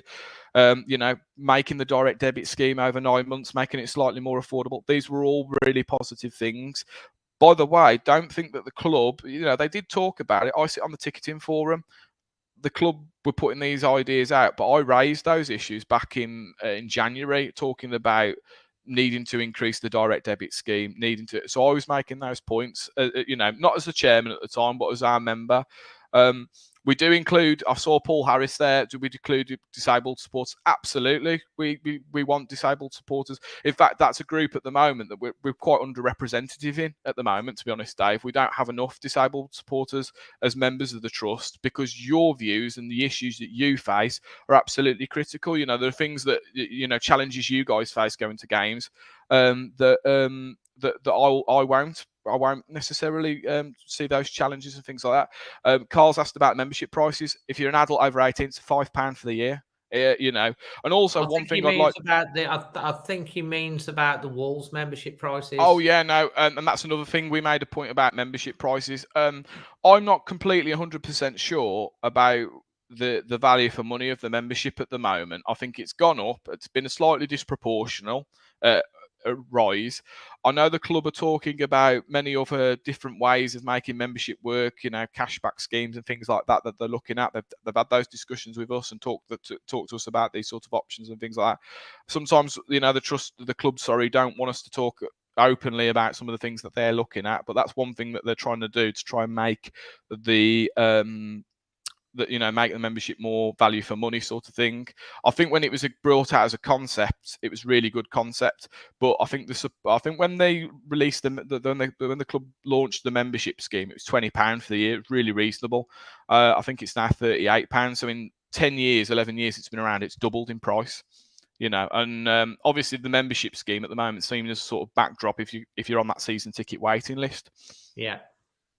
So fantastic. So there's lots going on, and you do in-person meetings as well. You had the AGM recently. When's the next one scheduled for, where people can go and talk? And you talked about having big issues to get people there, and as well, if you remember, you do get email updates and things like that, don't you, on what's going on? So it's all very transparent, which the Parliament wasn't so much.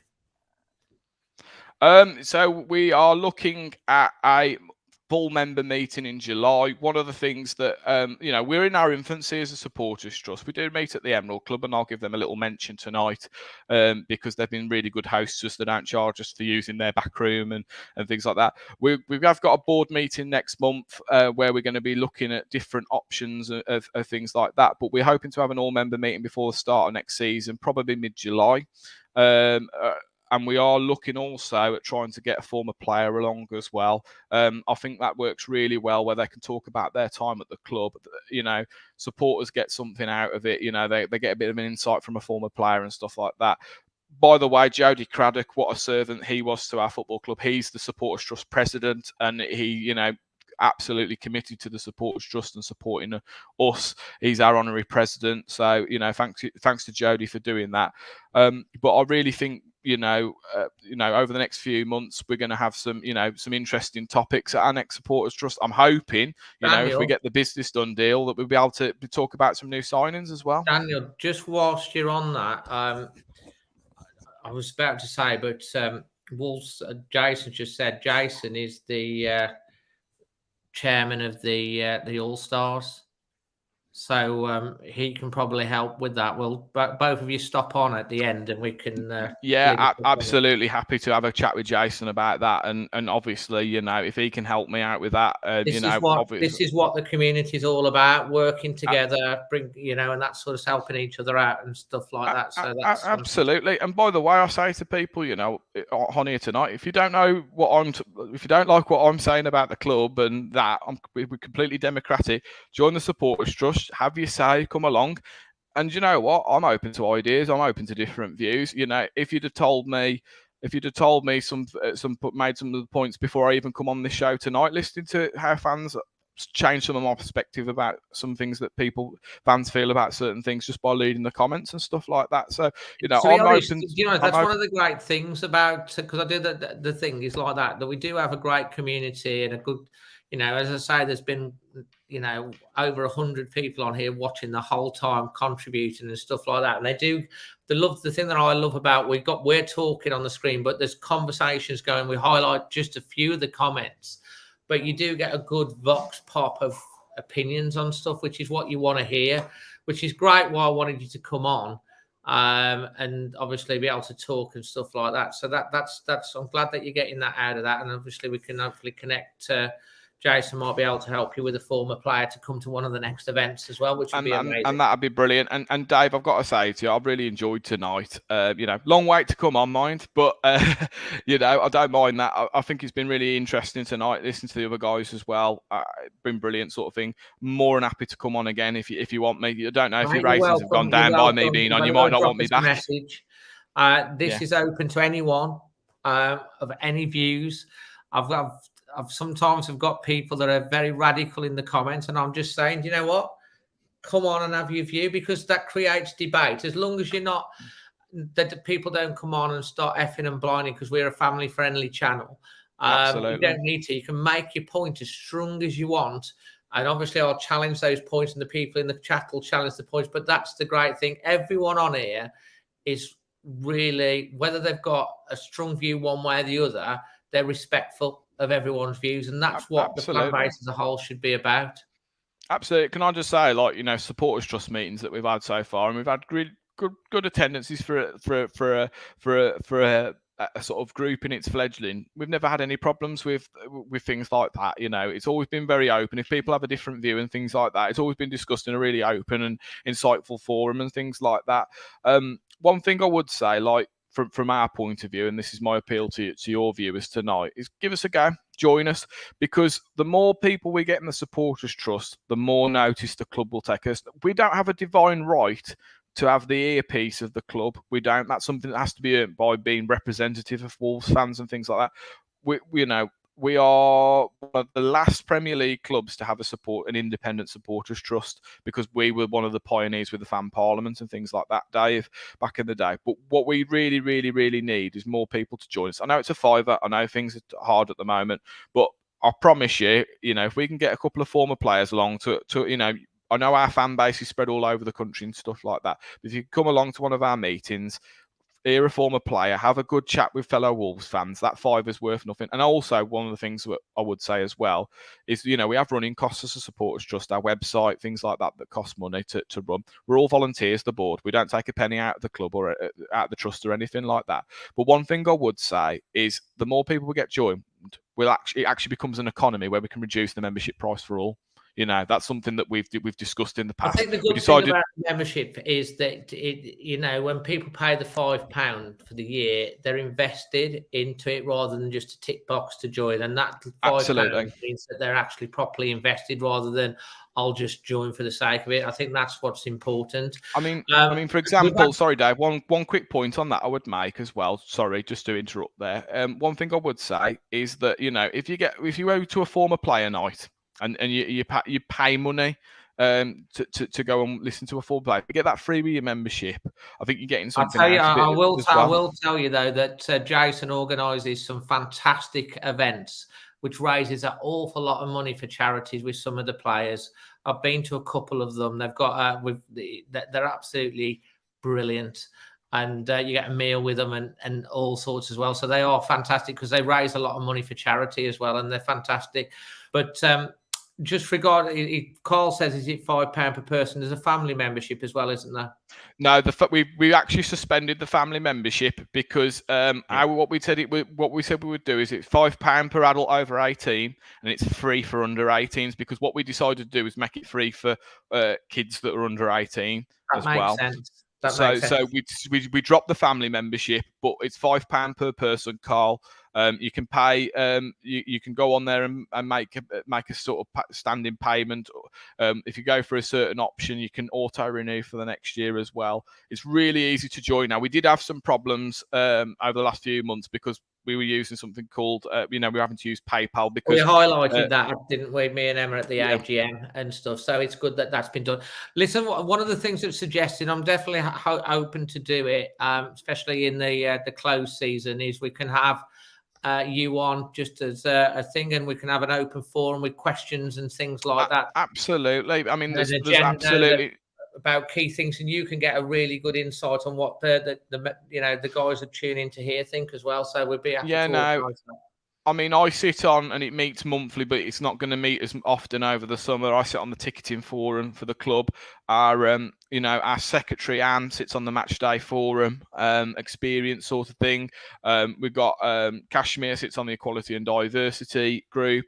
I think yourself, you're on the merchandise group, Dave, and stuff like that. Yeah, merchandise, and Emma's there as well. And so Emma's obviously doing stuff with her game. So, you know, as a trust, we have people to feed into the forums as well, and getting our view in there as well. You know, when I'm on the ticketing group, I'm there with on that meeting with Vinnie Clark, who you know he's one of the key decision makers. Yeah, Vinnie's was on the merchandise as well, type thing. Yeah, so I think he's got control over like sort of ticketing and merchandise, Dave. I think within the club sort of thing. So letting know. I mean, don't get me wrong, club ain't streaking violets in terms of turning around to us and saying, what do you think about this idea or that idea? But by us being informed, one of the things that we were sort of questioned about was the 5% away threshold for away fans. You know, and that was something that, you know, me as a season ticket holder who can't get enough away points, who hasn't got enough points to go away, or not very often. It'll be interesting like to see how the ballot works for that, to be honest, when it comes out, because they've done ballots in the past, and when you go to somewhere, you want to go with your mate or your partner and who you sit next to and stuff like that, whether it's going to be individual or you're going to be grouped.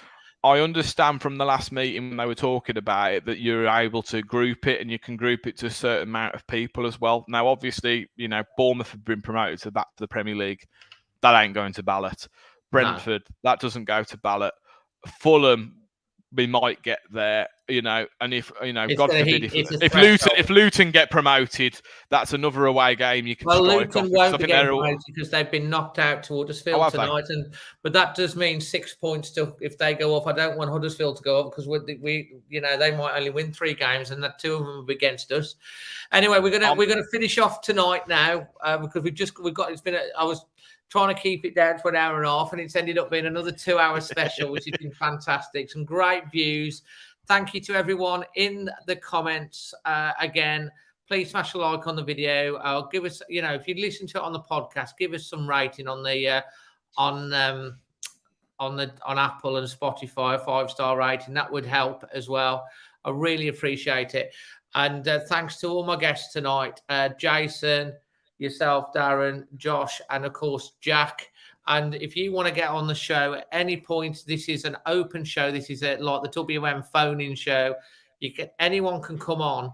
You just have to message the Always Wolves Facebook page, drop me a message on Instagram or not, and we can go from there. And from myself and all of those, Daniel, everyone that's watching, to you and your families, all the best wishes wherever you're listening to or watching in the world. Over and out, Always Wolves.